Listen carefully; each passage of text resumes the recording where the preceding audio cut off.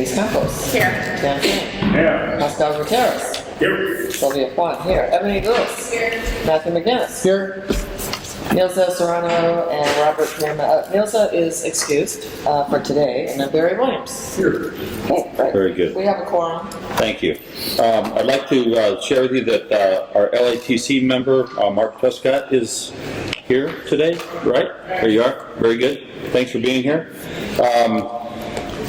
I assume you've all gotten the paperwork about lunch, so it'll be delivered around noontime, and then I think we have a tour at 2 this afternoon, so try to tailor our pace with the agenda so that we can have a good time to pause for the tour.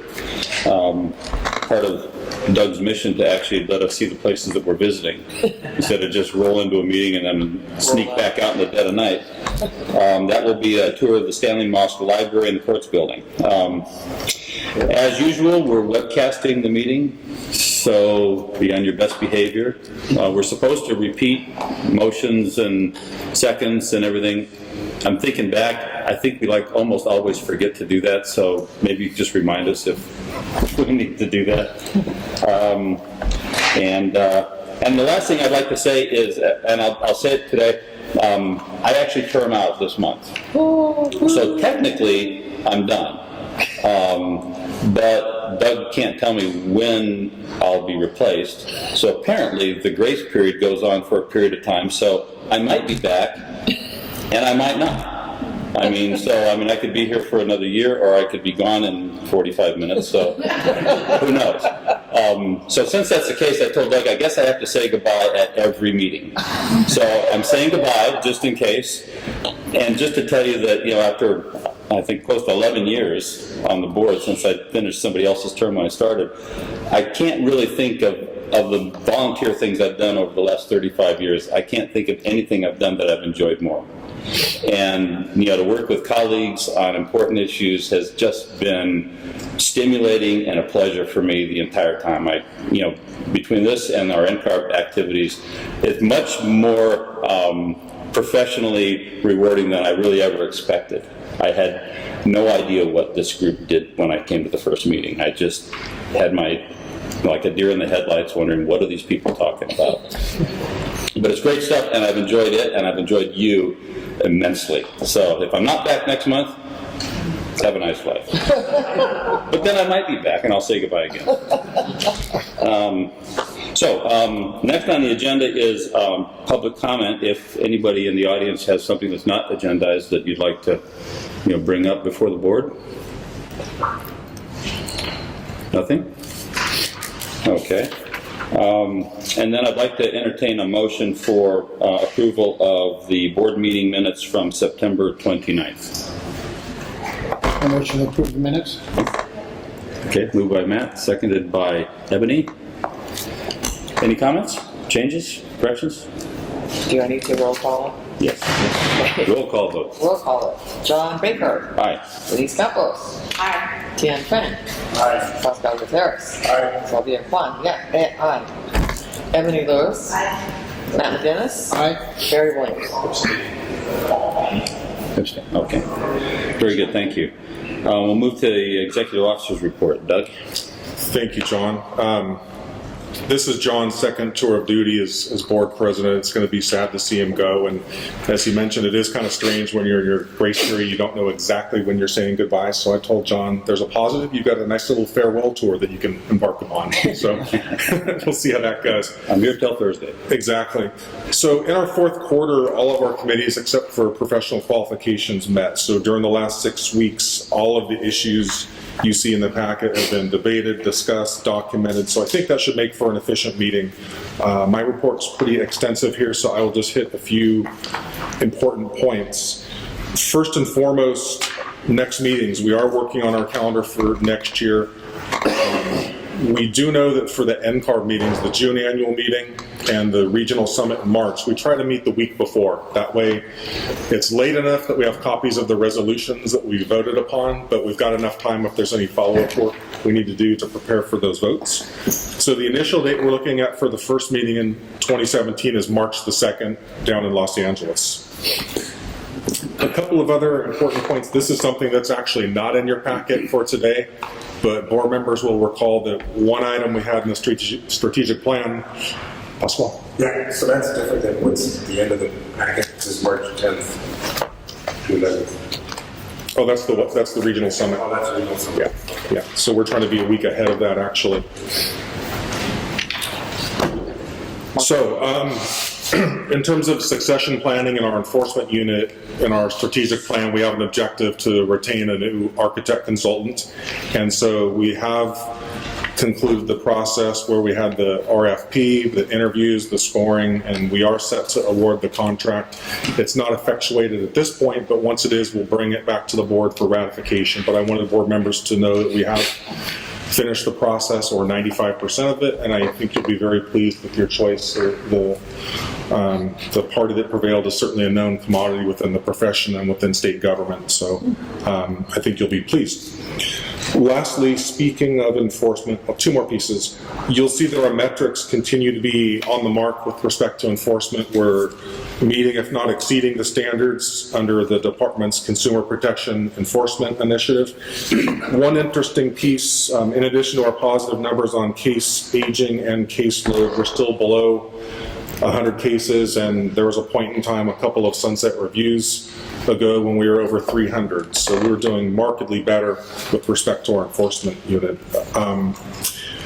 On the cases, we're starting continuing education. You do see a low number of those in terms of our proportions of different types of cases.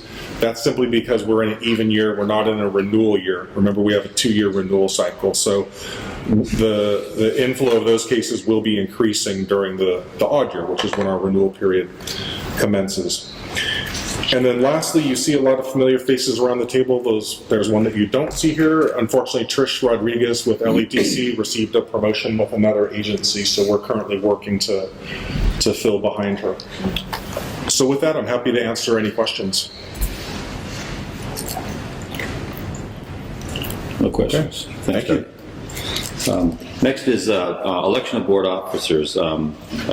Pasquale and Nilza Serrano chaired that nominations committee, so I'll let Pasquale take this issue. All right, thank you. As you know, all board members were surveyed as to their interests, and the nominations committee recommended the following slate of officers for 2017. They are President Matt McGinnis, Vice President Sylvia Kwan, and Secretary Amy Fanning. The board is asked to consider the slate and as recommended by the committee to elect the officers for 2017. Motion? Move to approve. Second. Moved and seconded to approve the slate of officers proposed. Any comments? Okay, roll call vote. John Baker. Aye. Denise Campos. Yes. Cam Finn. Aye. Pascal Gutierrez. Sylvia Kwan. Aye. Ebony Lewis. Aye. Matt McGinnis. Aye. Robert Pierman. And Barry Williams. Congratulations, officers. There you go. Well, I guess after the meeting. Very good. Okay. Our Regulatory and Enforcement Committee had a meeting on November 8th. Matt was the chair of that committee, so I'll let you make the report. Sure. So, just a few things, the summary of actions and issues discussed. The first item was discussed in strategic plan objective to identify and pursue needed statutory and regulatory changes so laws and regulations are consistent with current architectural practices to promote public health, safety, and welfare. And we're going to consider that under agenda item G2. The next, are we going to do these one at a time, or just go over the whole report? Kristen can present the specific items if you wish, Okay. the items that are in the packet. Yeah, sounds good. Okay. So, Tristan, would you present item G2? Sure. So as Matt mentioned, there's a strategic plan objective for RBC to identify statutory regulatory changes. It specifically mentions the written contract requirement and the amended. Within the packet, it identifies what is currently in the written contract requirement. Back in 2014, the board approved the prior RBC motion to add a description to the project and address, as well as a procedure to accommodate contract changes to the written contract requirement. Staff then revisited that language, and in order to improve the protections afforded to both consumers and architects, staff had recommended that the REC consider also adding a statement identifying the ownership and use of documents prepared by an architect, as well as notification to the client if the architect is licensed by the board within the written contract requirement. The REC in turn directed staff to prepare some proposed language for their review. Staff did that, and it's in the attachment in your packet. The REC reviewed that language in November and had just one concern about the use of the word complaints, that it could result in frivolous complaints to the board. So instead, the REC voted to recommend to the board that it approves the proposed language to amend Business and Professions Code Section 5536.22, but with the word's concerns about instead of complaints concerning, and proposed subsection A9. With that, the board is asked to consider the REC recommendation. Okay, so do you want to take a motion before we start discussing it? So move to approve the recommendations from the RC committee. Is there a second? I second. Moved and seconded. Comments regarding contract language? Anything? Well, I can tell you at the meeting, there was a lot of pushback about complaints. So a lot of people were uncomfortable with that. And so the idea was to soften that a little bit. We don't want to invite a bunch of complaints that aren't necessary. So change it to knowledge and concerns, and that seemed to appease the general population. I was surprised at the disclosure statement that's now going to be required in all contracts. That whole paragraph under item 9. Where did that come from? I can answer that, John. There are other licensing boards that have similar provisions, specifically both realtors and contractors. And they actually do use the word complaint rather than concerns. And this particular climate in the wake of the North Carolina Dental Board case and the bright focus on consumer protection, complaint might be a better choice of words. It's partially a function of just basic consumer education. Many consumers don't even know that architects are licensed or that there's a board. And part of the reason is a consumer's exposure to architecture, to your normal, what I call ma and pa consumer, is probably one time in their life. Me personally, I've used a design professional once and once only. And so because of the sophistication level of those one-time customers, there is an important point to make aware to them, and that's simply that it's a regulated licensed profession. So when you work into the mix, clients outside of that group that are doing really mostly non-exempt work, housing and that sort of thing, where consumers aren't that informed. So is this language going to be in all AIA agreements and their model documents now? When a contract is developed by a public entity, by their in-house attorneys, cities, counties, school districts, colleges, is that language going to be in those contracts as well? Short answer is I don't know. That would be incumbent upon the parties in the contract to make sure that the appropriate language is there. But if it's not, the contract wasn't generated by the architect, then if this language isn't put in there, is the architect now going to be held accountable for not having a compliant contract, and we'll be disciplining them? Action could be taken, but I will say that we don't issue citations for one missing element of a contract. So if a contract came to our attention that it was missing one of these pieces, that's not something where we take action. The other piece is, in the past we have, and Rebecca might help me with the terminology, but we've exercised prosecutorial discretion. And what I mean by that is, even when this requirement first came on the books, the board granted some time for the new provisions to become familiar within the profession so that we had an opportunity to do professional and public education and have the new requirement be a known commodity in the profession before we started taking specific action when we received complaints. I'd like to elaborate a little more on that discussion led by John. So, whether the architect prepared the agreement or the contract or not, this is not addressed here, right? In other words, when the architect renders service, it's required form of a contract could be prepared by your client or a third party. I guess this item 9 is always required. That's my reading, I think it's important to have that discussion. Well, that's the way I interpreted it, that this would be required in all contracts, and I'm not sure how you get that inserted into all those contracts. Oh, I understand that. I guess what I would point out is, I mean, you currently have the other elements that are required to be in there, and presumably they are being complied with somehow. I mean, I'd like to defer to Bob Carter, who during his practice time had a number of public projects with federal agencies, et cetera. So maybe, Bob, you can shed some light on how this would work. Contracts are living documents. They can be amended. None of the AIA standard form of agreements have a place to put your license number. You're still required to have it under contract. So you put it on there, you handwrite it. This clause could be written onto the contract too and accepted by both parties. I think it doesn't make it impossible.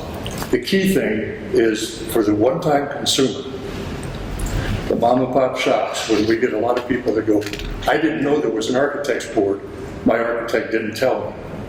That's kind of the overriding objective. As Doug said, a case would not be made against an architect for not having clause 9 in his contract, unless there were other compelling issues that came up in the complaint. So it's not a chance to go witch hunting people who use other forms of agreement. Should the language that we have in our, in this policy suggest that it is a should as opposed to a shall? And I'll in my experience, some public entities won't allow you to amend their contract at all, because they've got 87 gajillion vendors. They're not going to go back to the board to make the amendment, and it's take it or leave it the way it's written. And as I said, that consumer is aware that there is a license board and that you have a license. Right. It's a different audience. No matter how you write this and include it or not include it, is not going to change that fact. So the fact that an agency would not allow you to append this, you can't, the board, I don't think, would hold someone responsible for not having it in the contract. It would not be a citable offense. So is there a way to identify under which circumstances this is applicable and allow some leniencies? Most of the things that are in the requirements for contract, you got to tell them what you're going to do, you got to tell them when you're going to do it, you got to tell them how much you're going to charge, how to terminate the contract, standard stuff that you find in any contract. This is really more of a disclosure statement. If you have a problem, here's who you call.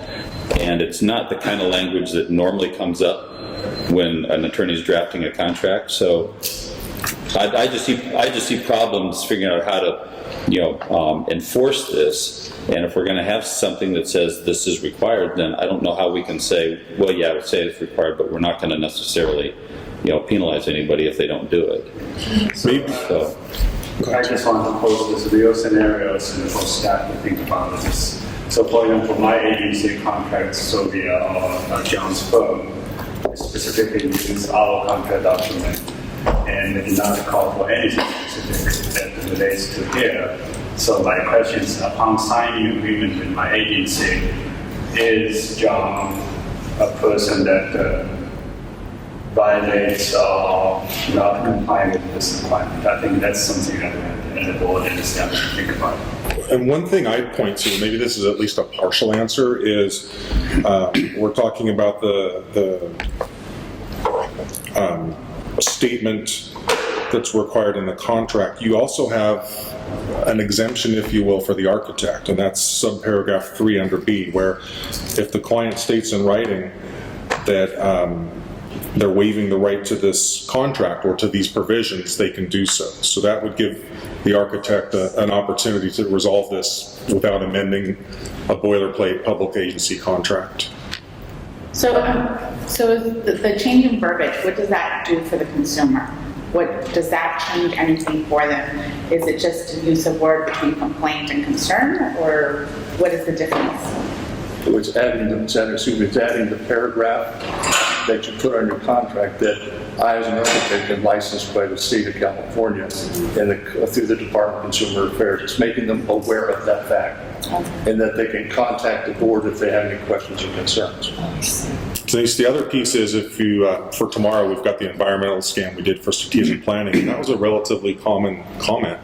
we need to reach deeper into the consumer population and educate them about the board.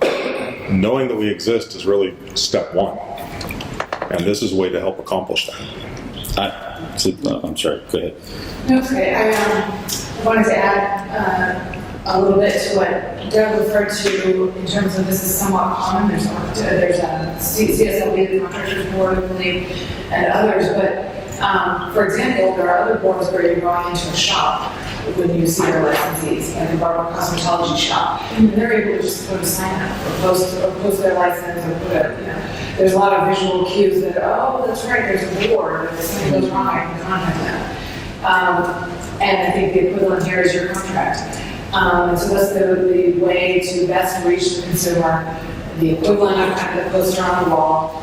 And then, I can't speak for the prosecutorial discretion aspect of here's when we might or when we might not sort of do something about it, but I want to tie that up to say this would be the law, this would be a reg that would say it needs to be in there.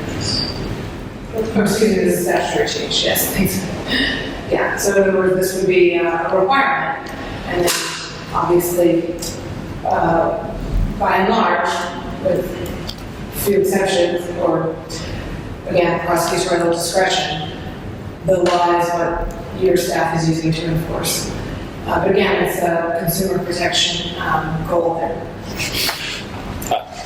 From a consumer perspective, I would want it on every single contract, and it seems like we don't know how to ensure that it's going to be on every contract. So how might we work with the others so that we can ensure that it's on there?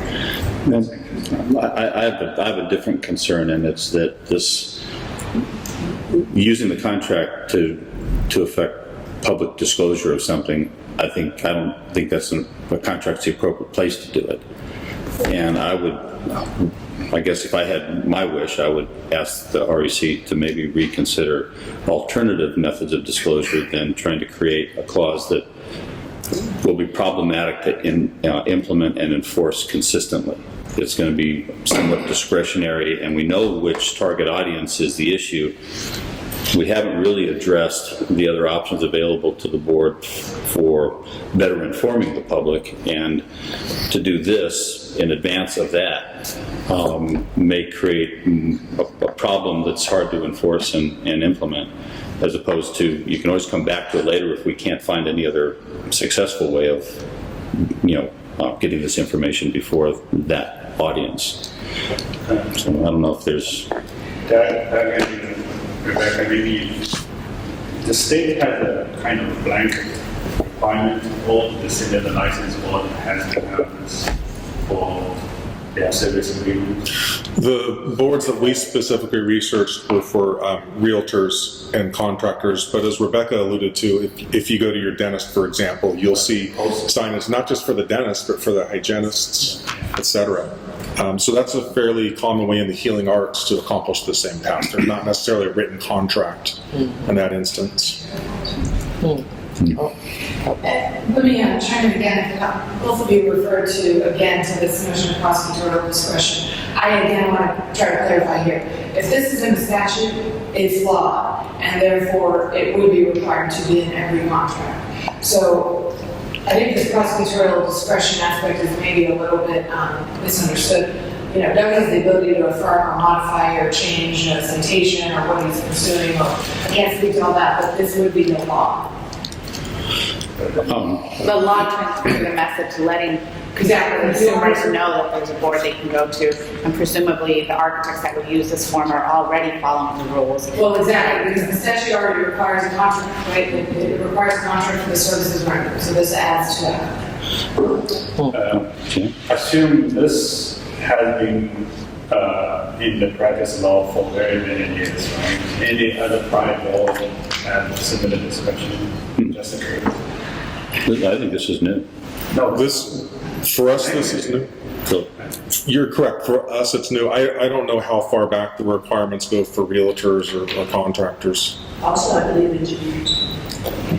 Oh, engineers have it.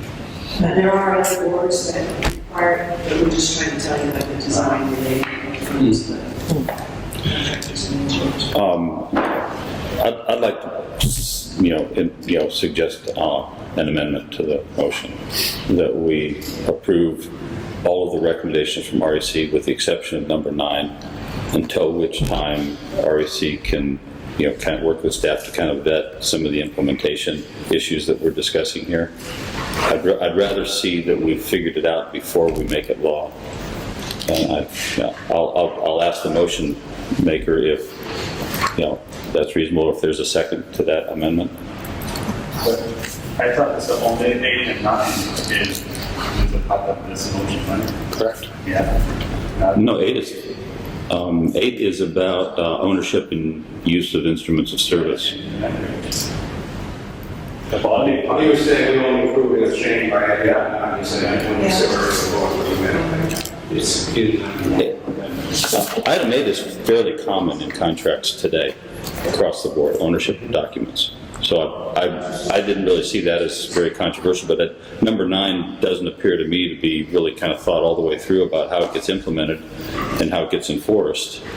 And so I'm just proposing that maybe we amend the motion to say approve REC's recommendations with the exception of 9 and allow some more work to be done on that before we approve that. But if there's a lack of a second, then it doesn't go anywhere. I would second. I don't think we thought that out very well. Okay. And to clarify the motion, this was not yet to adopt all 4 of the RC's recommendations. This was just in regard to G2. Just a G2. Okay. Right. Well, Right. So that's the only ones we're, yes, here. And sub 9 on the.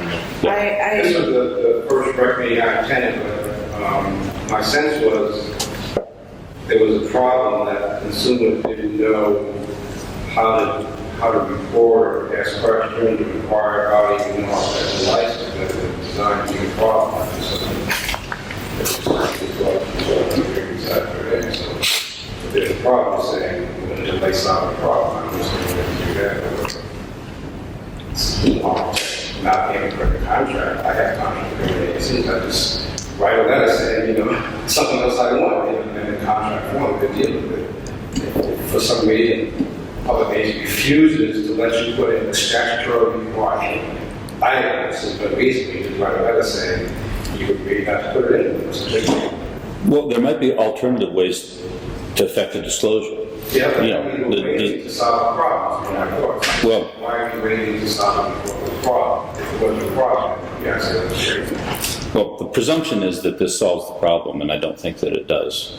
And so there may be other alternatives that maybe the committee could discuss before we decide to either come back to this or require design professionals to issue a letter that provides this disclosure or something else other than making it contract language, that's all. To me, it's just one more point of information for the public to know that we exist. I'm not concerned about the implementation of it because we already have a state board that's staffed. So just if I'm signing a contract and I'm one of those people that's going to read all this, all the small print, I'm like, oh, there's a state board where I can address my concerns to. So I don't find an issue with the implementation of these 2 lines. I do worry about putting in a law that people have a difficult time trying to meet, and it only affects a certain portion of the population that we're trying to address. Now the staff might look at it and say it's okay, but maybe you got an architect that's on the fence with some problem issues, and all of a sudden you got a laundry list of things, and you put them together, and all of a sudden it makes it look so much worse than what it might be. Kind of with John, I can see problems coming from this more so than what it would solve. I would just say that we're thinking of a consumer. I think it's a good idea. Well, you have to think in terms that this is going to apply to all consumers. The big concern is the homeowner who's going to build a house or do something, small scale, and doesn't hire design professionals on a regular basis. In those cases, most of the time, the architect's going to draw up an agreement or a proposal, and they can add that language. Piece of cake. Most of the work that's done is with larger clients, big developers, public agencies, things like that. Contracts are developed by their either in-house or contract attorneys. Some public agencies, you're not even allowed to amend them because they're used across the board with a lot of design professionals, and they won't go back to their boards to change it. And now you have a situation where the architect does not have the ability to affect the change to implement the law that that architect would now be in violation of. And so until we address, maybe there's other alternatives for that kind of disclosure so that the right people get the message, but without creating another consequence that we can't deal with. I just don't, I think there's still some thought that has to go into what the answer is, and I don't think that this is the answer. Yeah, I tend to agree with John too. Just having dealt with one school district in particular where it was a minor change we were looking for, and we were just basically told to take it or leave it. Yeah. You know, I understand what you're saying too, about, you know, well, it seems like an easy thing to put in. It doesn't seem like it, but in this case, I thought, well, we were trying to have a very easy thing too, but they were just very strict. We can't continue to be talking about that this is a standard contract. We don't amend anything. So I think it's worth going back and at least trying to see if we can find some more language that might be able to work or some other way, perhaps. Yeah. I think on a small scale, again, it makes sense. But when an architect's preparing the contract, I think yes, and it should all. Yeah, that's cool. Yeah, just my perspective, I don't believe that, not to deny the issue, but I don't believe that this is a regulations issue, or that it should be that the contract between the owner and the architect should be the vehicle to express this. I think that maybe this is more of a CAB, consumer outreach issue, and that it needs to be moved over to another. So that's the committee, not this committee. Right, right. And we're going to be talking about that tomorrow. Yeah. Yes, So so I fully agree with that statement in the Pascal's, because it just what Rebecca said earlier, and you know, flashes through our heads about when you go to the doctor's office, their plaque is up. When you go to the dentist, their plaque's up. When you go to the beautician, the stylist, their plaque is up. So in terms of showing the consumer, whatever level of sophistication consumer has, if all we say is that you got to have your license up there somewhere in your premises of your office, that takes care of the sort of the basic reason. And he's right. If you're trying to push them to understand that we in fact have a mechanism, you know, a board to deal with these kind of issues, then there should be another way of demonstrating that. This seems to be just not quite right in terms of the place. It's in the wrong bucket. It's in the wrong bucket, and it's also it's more more regulation, to lack of a better word, than it needs to be. Why? If a doctor doesn't put that in a contract with you, because they don't have a contract with you, except I guess you do sign HIPAA or something when you get in there, or sign your life away or whatever it is. You know, that's their way of dealing with the regulatory issues. So I don't think we need it in this bucket. He's absolutely right. Okay. Other board comments? Okay, I think we have a comment from the public. Go ahead, Tim, first. I do. I view this as a public member of the general public. I thought that this is very helpful. That would be my reading. My remark was really on how we're implementing it. When we have really very variety of form of contract methods with very variety of time, how can we, implement them? So that is the nature of my question. Very good. Questions from the audience? Kurt? Kurt Goodman from the AIA California Council. The only real concern I have here about keeping 8 in is the second of 9 that the board may put itself in a selective enforcement position. I work with every entity that issues contracts since my time at AI, since 21 years ago started, and many of them, they do take it or leave it attitude. LAUSD, I'm sure the schools you've worked with before, has almost an anchored attitude towards changing their contracts. And so what I'd be concerned about is if a district, whether it's a school district, fire district, any public agency, is unwilling to add these provisions, that the architect would then find themselves in a bad position. for not having that language in their agreement. I know that, from what I heard, I've got to say, it sounded like there's one throwaway on these conditions here. If there's one item missing, and if I'm misquoting, I apologize, but if there's an item missing from the requirements of the rate contract, the board is really leaning in that direction, but I'm not so certain that we'll always have that leniency or latitude. So it is a bit of a concern to leave the 8 in there if you're going to look at revisiting 9 as well, for the same reason that if the architect doesn't have control in certain circumstances of what goes in the contract where they're facing a particular legal client, I don't know that they should be put on the hook for that kind of language.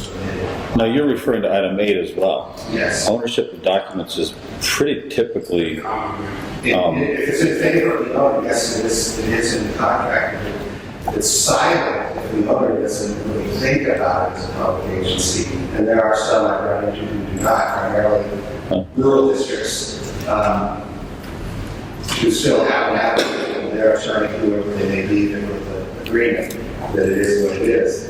And it's not, in any case, under the architect's control to have that language added to the agreement. There is potential for the architect being on the hook for that commission, correct?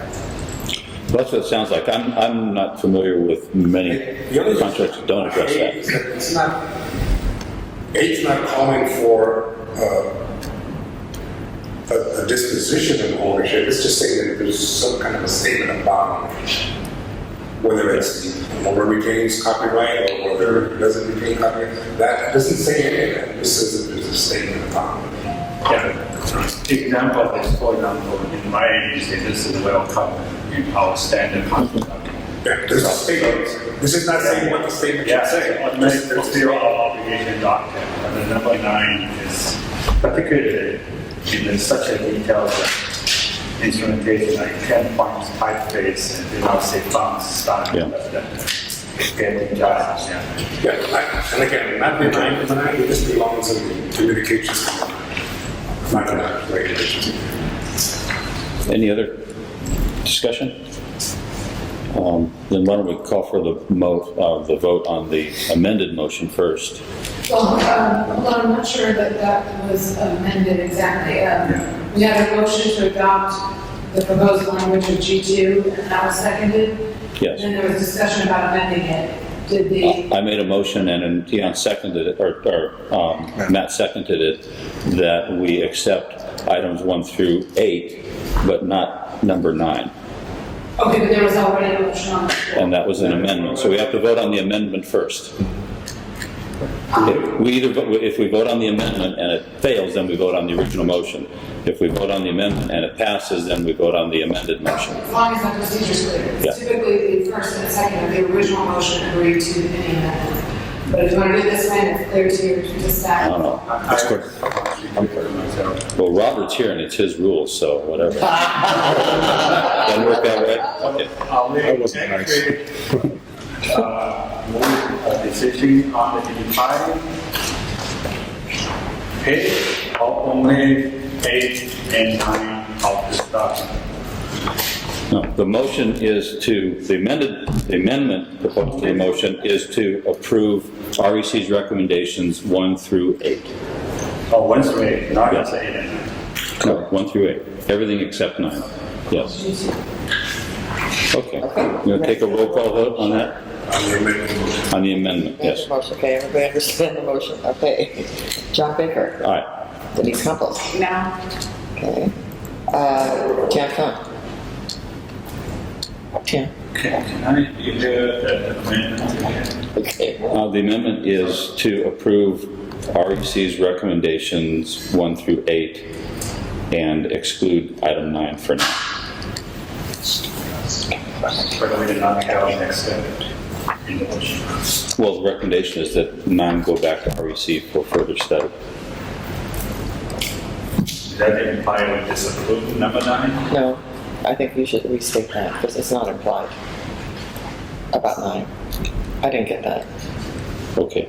So, is that okay if he restates the amendment motion again? It's right in the middle of the vote. Yeah, more Okay. clear.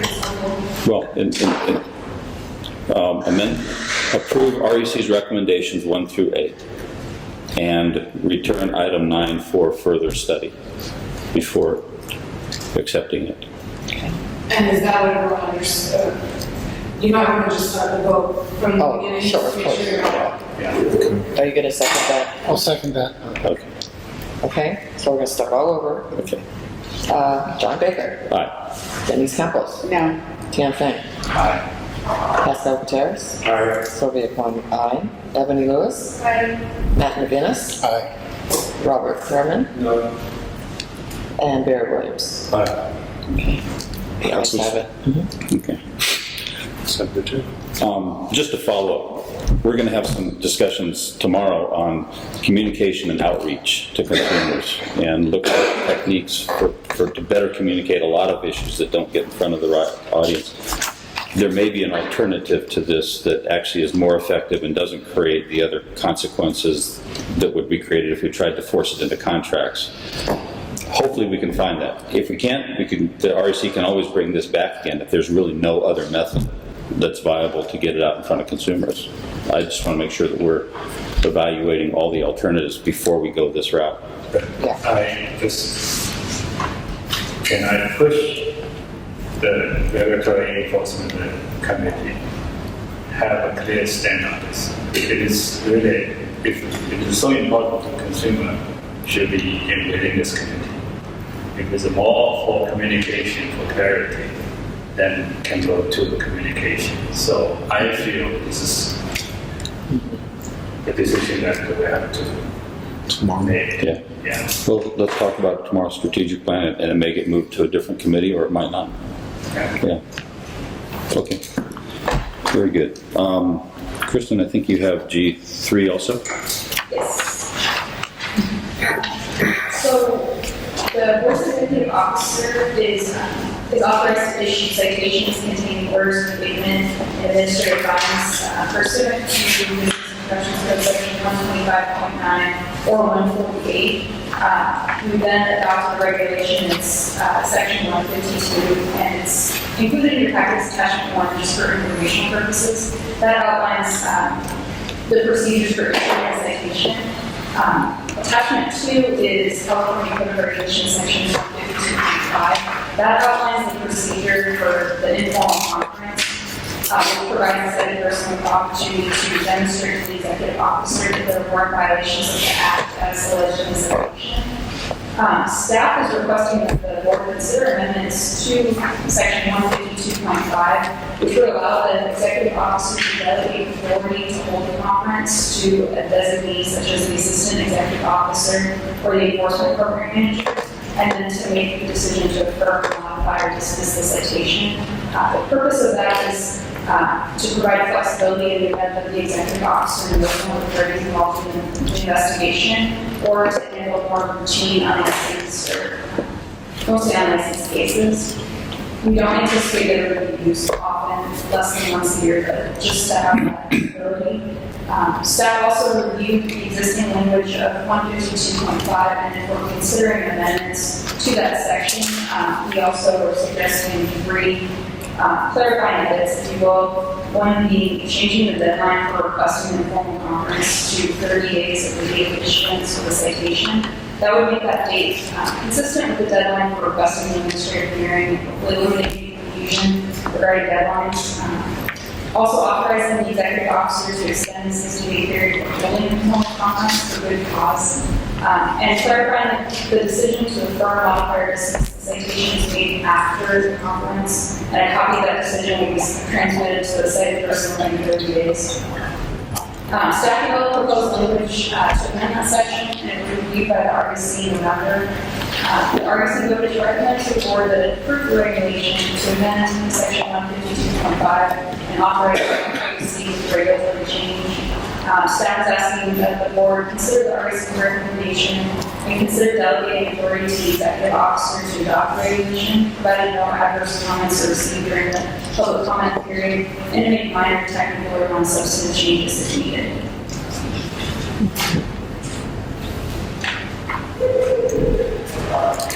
Move to approve?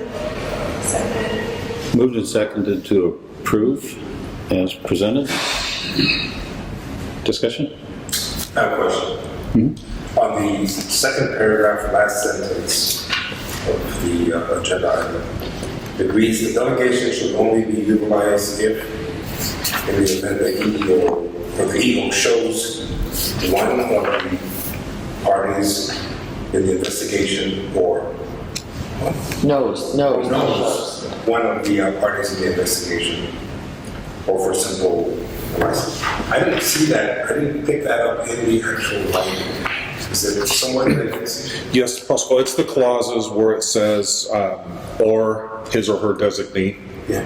And I'll just give you an example. We had an unlicensed case where an unlicensed individual actually co-opted a licensee's name and license number. I believe they actually had the same name. And of all 20,000 architects in California, this person chose the one that coached my sons in Little League, lives around the corner from me, and I walk my dog past his house every night. And so we didn't want even the perception of potential undue influence or to give any grounds for a possible appeal. So we did find a way to resolve it for that hearing, but it's much better if we have something clearly in the regulations to cover us. It's happened once in my 15 years, so it would be used very infrequently. My question is that it says that when the designee would be appointed, but in the regulations it just says no designee.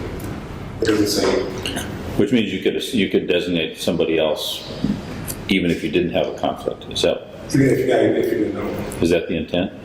No. Or is it just under that circumstance? Am I reading this correctly? Just conflict, just in that instance. But it is accurate that the way that reg reads, you could designate somebody in any circumstance. Right. Because the executive officer orders her designate. So should it be modified so that it only under those circumstances allows you that leniency, or? I'm sorry. I lost the intent when I thought we got to the regulation that it was only if the EO goes in. It could be drilled down to that level of specificity, or we could leave it slightly more flexible. I mean, any executive officer is going to use it very infrequently because anything that's appealed comes to you. And so if a poor decision were made by the designee, the EO would be accountable ultimately. So there might be some value in the flexibility and not drilling down on that one instance. Yeah. You've got Maybe there's circumstances where you're not available, or you're ill, or right. you're golfing. So maybe the agenda item needs to be more flexible to leave it to the EO's discretion rather than only if he knows. Yeah. Here's what we can do. Here's a suggestion. If the board approves a motion to bless this language today, ultimately we'll have to craft the rulemaking file, and it will have the initial statement of reasons, all those elements required under the Administrative Procedures Act. So you will see, and we can clarify in that narrative the purpose in a slightly more broad sense. Okay. Yeah, because right now it's quarterly. It's silent, yes. Yeah, it's silent in here. It says only if you know, so you only designate someone else. Correct. Okay. Okay. I don't know, like any other situation where if you have to do the same thing, not just when there's a contest of citation. You might think the board will do that, because other things work on here to be avoided. You can give the board a discretion to. Yeah, thought about that. Okay. So with that clarification, we have a motion on the floor. Does this change the motion in any way? Okay. I think so. Any other discussion, comments? Okay. Roll call vote. John Baker. Aye. Denise Knuckles. Yes. Dan Frank. Pascal Gutierrez. Sylvia Clark, aye. Ebony Lewis. Matt McGinnis. Aye. Robert Pearman. Barry Williams. Okay. Kristen? So, E4 is the disciplinary evidence. These have been before the board a number of times. Most recently last December, where the board reviewed and approved additional recommended revisions to the board's guidelines and proposed regulations from the California Code Regulations 154. Following that meeting, staff prepared a regulatory package for legal approval. And in response, legal advised us that additional substantive changes were necessary prior to filing it with the Office of Administrative Law. Specifically, legal counsel recommended comparing board's guidelines to other boards and bureaus, lowering the minimum penalty of 90-day suspension and 5-year probation, adding recommended penalties for additional violations if necessary, as well as further refining timelines found in optional conditions of probation, numbers 9 and 10, as they relate to tolling provisions. On the second page of the cover page, staff has, based on those recommendations, staff is proposing quite a few additional revisions to the guidelines. It includes expanding the content of the general consideration section, adding recommended minimum and maximum penalties for additional violations, amending the minimum penalties for violations based on changes that were made to the standard and optional conditions of probation. Lowering the minimum recommended penalty for less egregious violations of acts such as a written contract requirement to state revocation and 3-year probation, adding model language with disciplinary orders, adding a severability clause, a license surrender option, and requirements to maintain an active and current license, and notify the board of any changes to contact information to the standard conditions of probation. Adding an ethics course and procedures for the notification and compliance to the optional conditions of probation. Staff also addressed the concerns regarding optional conditions 9 and 10 with those timelines by revising the condition subsequent option as well as adding the condition precedent option. There's also some minor technical and non-substantive changes throughout the document. In your packet, the first attachment has the disciplinary guidelines. We've highlighted, everything highlighted in yellow is what was changed since we last saw it in December. These changes were, the RC at its last meeting voted to recommend the board that approve those changes and authorize staff to proceed with the regulatory change to amend California Code of Regulations Section 154 to incorporate those guidelines by reference. Staff would also ask that the RC, or that the board consider delegating authority to the executive officer to adopt the regulation, provided no adverse comments received during the public comment period, and to make minor technical and non-substantive changes to the language if needed.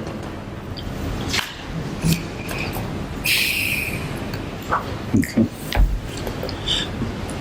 I had a question on, we're still on G3, right? You said G4. No, it's G4.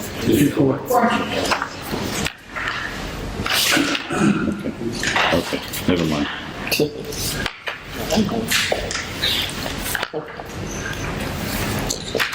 Can you tell us a little bit about the vetting process for all of who the staff has reviewed it, or like how many people have seen this before it gets to this phase? It's been through the Regulatory and Enforcement Committee. Enforcement staff has been through it a number of times, DCA legal counsel, and I believe we even had input from our prosecutor, if you will, the Attorney General's office.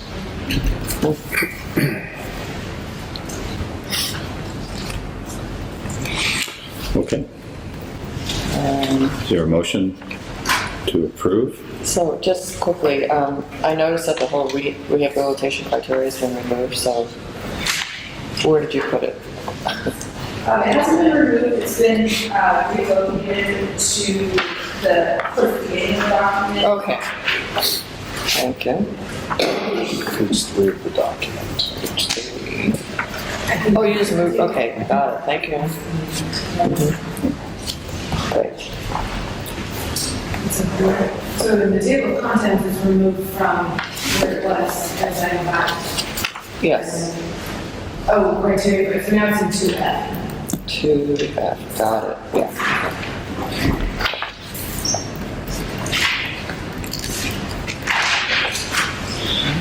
Is there a motion to approve the recommended changes? So moved. Ebony? Denise seconded. Any further questions, discussion?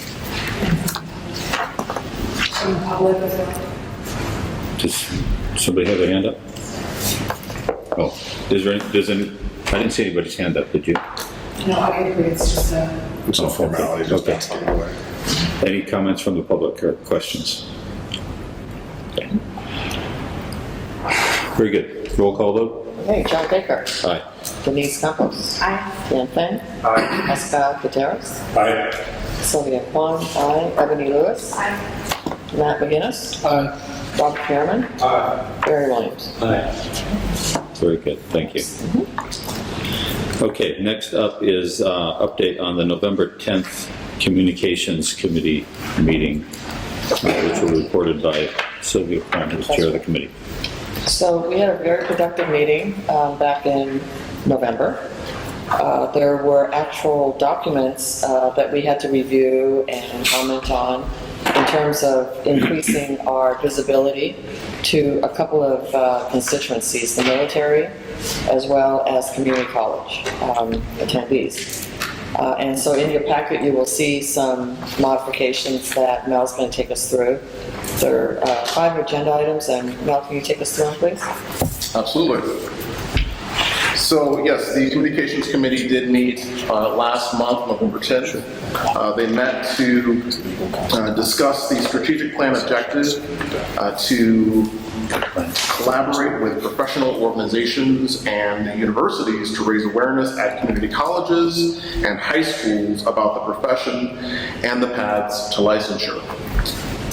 So per the Communications Committee's request and the board's approval last December, the board staff designed a draft poster that was presented to the Communications Committee last month.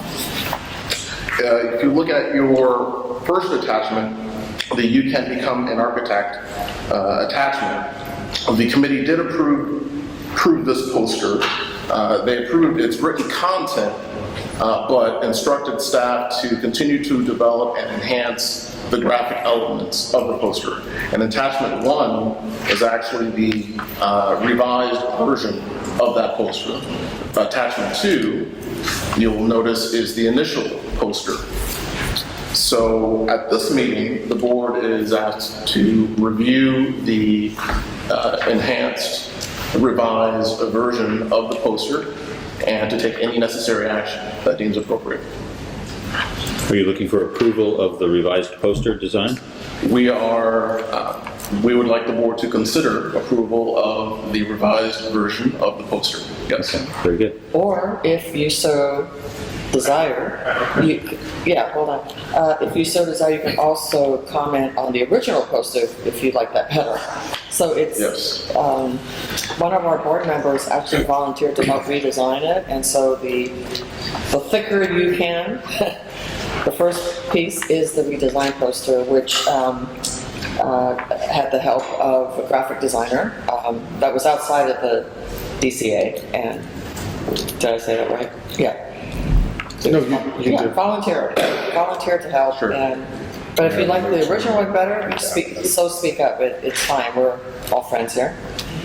Tian, So the first page is the revised one. correct. The comment on the design is all contemporary. People use sentence captions. They don't do full text, they're often minimal. Say that one more time. Words, we do sentence captions, and the capital Y and small use, more training and more readable, and also meets this universal design concept, all that. So that's something we can, Okay. because we are architect professional, so we want to show the training that we are quoted well. So. Interesting. And minor comments, see if we can consolidate more on the font style. Looks like we required more than 4 in one page. Yeah, maybe not more than 2. I know the volunteer work, but it's the open. No, we are definitely open. Personally, I like the look of the graphic layout on the second poster a lot. I didn't have any concerns, but then I didn't think about all the fonts. Well, since I was at that committee meeting, what the comments I heard were that there was so much text in this body that people would tend not to read it all. And so if you go to the first poster, they try to mitigate that by having more kind of bullet style here, right? So you will read that, there's more space between each item. So from that point of view, I think that this was more successful in terms of getting you to visit the board, and then follow the board and learn about, whereas here it's very mushed together. Yeah. Can since the volunteer you don't have unlimited resource, can you even release more words, make them less words? Well, let me address a couple things. One, on the words, we can, but there was a concern that we do need to articulate what architects do, because the first thing, I'm teaching this to my teenage boys, and we talk about it at the staff level, is we need to consider our audience. So we're talking potentially 18-year-old first-year community college students who don't know what architects do. And so it's important to have some level of detail, but I'll defer to the committee. On the design piece, I told staff when I first came to the board was working on its identity package. And I remember having 2 task force meetings, an executive committee meeting, and then we went to the board, and we ended up using the state seal anyway. So I was a little nervous about bringing these prototypes to the board. But all these comments are good. The one thing I was advised on is the bullet point where we talk about joining AIS. There was a concern about potentially promoting that professional potential or that specific organization. The reality is that is the organization for architectural students. There's not another one, so I personally don't share that concern. The thought was, oh, it's not consumer protection, but our mission is consumer protection, but we do other things too, like explain licensure, give information regarding licensure so students know how to navigate the process quickly. So I don't believe there's a need for a change there, but Since you bring this up, what are the other organizations' work is more relevant to students become architects? Maybe it's NCAR, right? For example, I think about that. It is AIA has more relevance, more direct impact for the students who want to be an architect, or NCAR and other entities. Well, you can't join NCAR. I mean, you have to register, and that's it. Well, actually, Right. I'm surprised it doesn't have anything in there that says, open a file with NCARB or some reference to Oh, NCARB, yeah. because that's probably maybe more relevant than That's a good even idea. AIAS. Okay. Open the file. But maybe we should think about what is the message of this poster Yeah, versus what is the instructional matter. yeah. you're correct, Pascal. The main goal of this piece is to explain that there's a pathway. You're getting your AA or AS. You've got a pathway into the profession to start taking your exams and get licensed. I think if we start trying to cover every avenue, we might run out of space. Yeah. Promote AIA and being a long time member, but I want to make sure that the message is so clear and so relevant to a young candidate to become architect. So I think it's important. Joining AIA, if there's absolute direct impact, yes, but joining itself implies some kind of financial and other obligations that we're avoiding. May I, okay, on that point, Kirk, may I ask you a question? Is the AIAS fee-based? The what? AIAS, You need a certain cost associated with it. correct. Yeah. But it's minimal, isn't it? It's very minimal. Yeah. I have a fix potentially if the board likes this. Rather than suggesting that they join, how about we just say, learn about, Yeah. and you can consider being part. Yeah. Okay. Yeah, contact. I would add, Additional information and clarification. right, yeah. There you go. And then in addition, this NCOP really provides Sure, such okay. substantial information that guides people. Yeah. I also, in the first box, your associate degree counts, I would just say can count. I'm kind of concerned about some programs that are not as strong as others, depending on where you're gonna go. So just say can count. Well, but I don't, I'm is seeing that. Consistent with the language in the body. it? Okay. I guess I should also ask, this is a poster that originally that we became at a community college, correct? Correct. This is only a community college. Correct. Yes, correct. So, and again, I'll just say one more thing. The message of the poster is that you can become an architect. In my perspective, the first paragraph and the last paragraph is all you need. Because there's a California Architects Board down there at the bottom that you can go onto their website and learn all about the California Architects. Go ahead, Barry. I think that's a good point. The one thing I thought was, first of all, this revising I like a lot better. But the one thing is that, working on campuses, et cetera, we're in the Twitter generation or texting generation where they don't read very much. So it's the pictures, the bold things, and I think that, less words is better. You just have a message out there with a few things about how do you find out more about it. I'm a little worried that when someone comes up and sees a whole bunch of writing, are they going to actually read it? Well, that's a really great point because you could also put a Q code on here. Right. Yeah, we had it at one point. Oh, took it back off? Yeah, I was looking a little busy, but if we eliminate some words. Yeah, I like that, you guys. Yeah, because they're more likely to do that than even read it or That's true, they look just for go, things. bing. Yeah.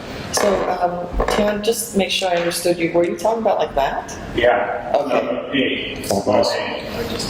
Small a. Oh, Yeah. I thought you wanted to do all caps. No, all caps are outdated. Oh, And part of not just style, also readabilities and also accessibility. So that really moving towards on all signage that help. like that, but then with the C and then the little a, little n. Small n. Okay. So all caps is not considered accessible under Not ADA? as, not ADA. Who knew? Not as accessible in all conditions as quick as. Huh, interesting. Sentence go. I always assume someone's yelling at me when they use caps, so it's louder.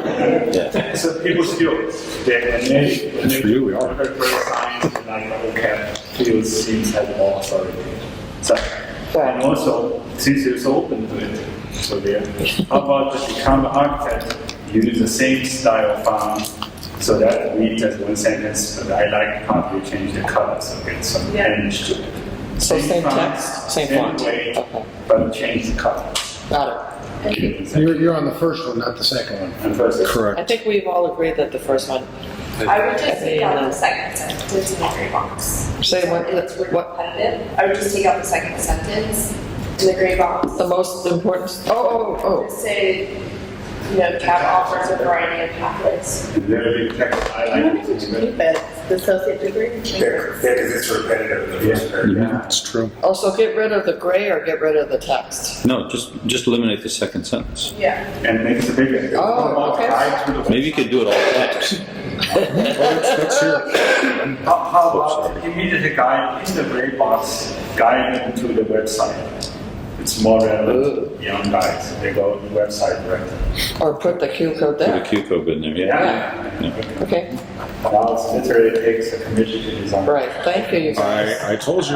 We don't want to go on forever. Okay, There's Denise? a typo in the first sentence, when you become an architect, the word architect is misspelled. Oh, that's good. Oh dear. Probably Thank you, fix that. Denise. Architects cannot spell. That's right, they did not spell. I just wanted to get some clarification. Are the edits that we're making now, will that still allow us to approve it and proceed? I would hate for us, after that has gone It needs through to the come back. communications committee, to not be approved today and have to come back with a new version, when really what we're trying to do is just communicate something to students and to the public. I'm okay, making these advisory comments for the committee to go back and kind of do some reformatting with them. Okay, Val, No. did you hear that? So, what, So if we make suggested edits and the board approves it, then we can move forward with it, right? Yes. Except no misspelling. Everything else is fine. If you're going to misspell something, misspell something other than architect. yeah, Vicky? Is that correct in understanding that it didn't have to go back to community? Correct. Correct. No, Right. Go back to If the But not back to us. Ready to go, right? Yeah. It's going to go, Approved with amendments. yes, Bob, yes. Just one critique, the become an architect, if that's an important statement, why is that the most diffused color I know. on the entire page? Well, Okay, I he's think changing that- it. Okay, Because so, it's a visually impaired who have a hard time reading that. correct. Thank you for your support. You're welcome. I couldn't hear you, Ken, so. I have notated all the comments, Very good. and Mel and I will go back. The only problem with going back to the communications committee rather than, We're not, We're not this going back approval. to it. Okay. And just one quick point, this is something with the size we're doing, which is Ledger, we're printing this in-house. So if we want to do tweaks next year, Yeah. if something changes, we can certainly have that opportunity Okay. each school year. Post this on the website. Sure, I have a absolutely. question. It feels like we're micromanaging the poster. Yes, we are. Can you, Big why time. do we have to vote on it? Can you give me the background on why the board has to vote on it versus like letting the staff do it? or the communications committee handle it. Yeah. That's right. We can take these comments and incorporate it and implement. No. No, but why does it, I'm just wondering why it comes for a board vote. Well, I think it's because the committee works at the discretion of the board, on behalf of the board, so if the committee does something, at the very least, even if it's an information item, Right. we should be aware of it, so it's appropriate. Yeah. So could we possibly in the future make these kind of, because there's another one coming up in 30 seconds, okay, that you're going to look at. So should it be just information, can it be, or do we have to approve it? The board can't delegate away to the board, so if the staff is tasked with handling some communication, that's one thing, but if the communication committee is implementing different things, then it's appropriate to bring back to the board, have that approved, or in this case, the board is approving with specific comments or edits. As amended. Okay. Great. Can I have a motion to approve with edits? Well, we can still talk when there's a motion on the floor, I just thought we'd move the ball downfield a little bit. Well, hold that thought for 1 Okay. second. Question back to Rebecca. Would it be okay if we wait until the next poster discussion and just do a motion for both? Or should we do it? Let's just take them one at a while we're here. Possible edits happening in the document. Okay, If you okay. want to be clear that you're adopting that with those specific. Okay, Okay, fine, all right. go ahead, Ebony. The picture with the email is pixely, so I just recommend another email No. So never mind. Oh, shoot. That was just a minor. Okay. Okay, no pixel phone. Okay, can I have a motion to approve the poster with the recommended edits? So moved. Seconded. Okay, roll call vote. Uh-oh, I lost my roll call. Oh, yeah, here we go. You can do it. I'm scribbling on it. Okay, John Baker. Aye. Denise Campos. Yes. Jan Finn. Aye. Pascal Gutierrez. Aye. Sylvia Kwan, aye. Ebony Lewis. Matt McGinnis. Aye. Robert Pearman. Barry Williams. Aye. Okay, well, thank you, guys. Could I ask just a question, because I know we'll talk about it tomorrow, but while it's on my mind, because I'll probably forget in an hour. This is a great idea to post at community colleges. We're going to talk about how to communicate at the high school level. Is it possible the communications committee to develop one that's targeted to high school students that could actually be posted at high schools? Be great. Because it's a great tool. Yeah. I don't know if you guys already talked about that or. We have not, so can we add that to our next agenda? Well, it's actually a part of the objective already. The objective specifically calls for collaboration with professional organizations and universities to raise awareness at community colleges and high schools about the profession and paths to This is step one. So you just haven't gotten to it yet? Okay. And part of our logic is there Yeah, are right. less than 20 architectural programs at community colleges, whereas there are 10,000 high schools. So there are cost implications of doing a mailing of a poster. Unless you. Doesn't mean we don't Print do that it. up. Unless you Email it. email Yeah, let them print their own. it. Yeah. Okay, Mel, do you have the next one too? I do. Okay.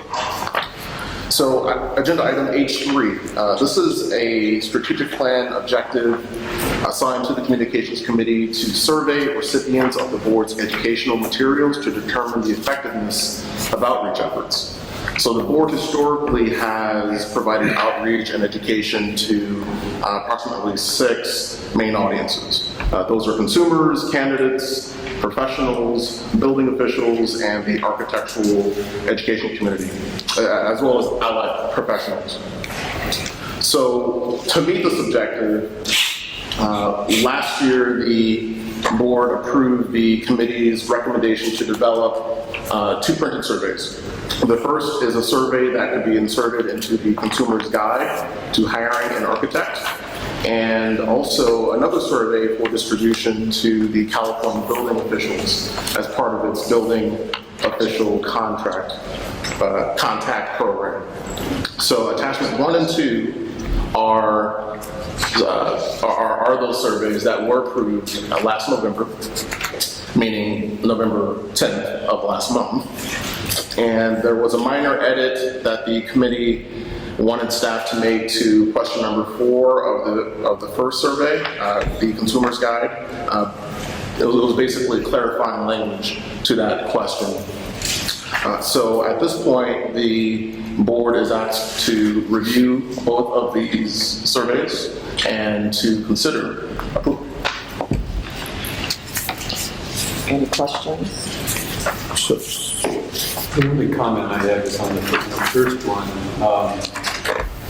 where we kind of go through how clear is this information, all these other things, at the very end, I think it was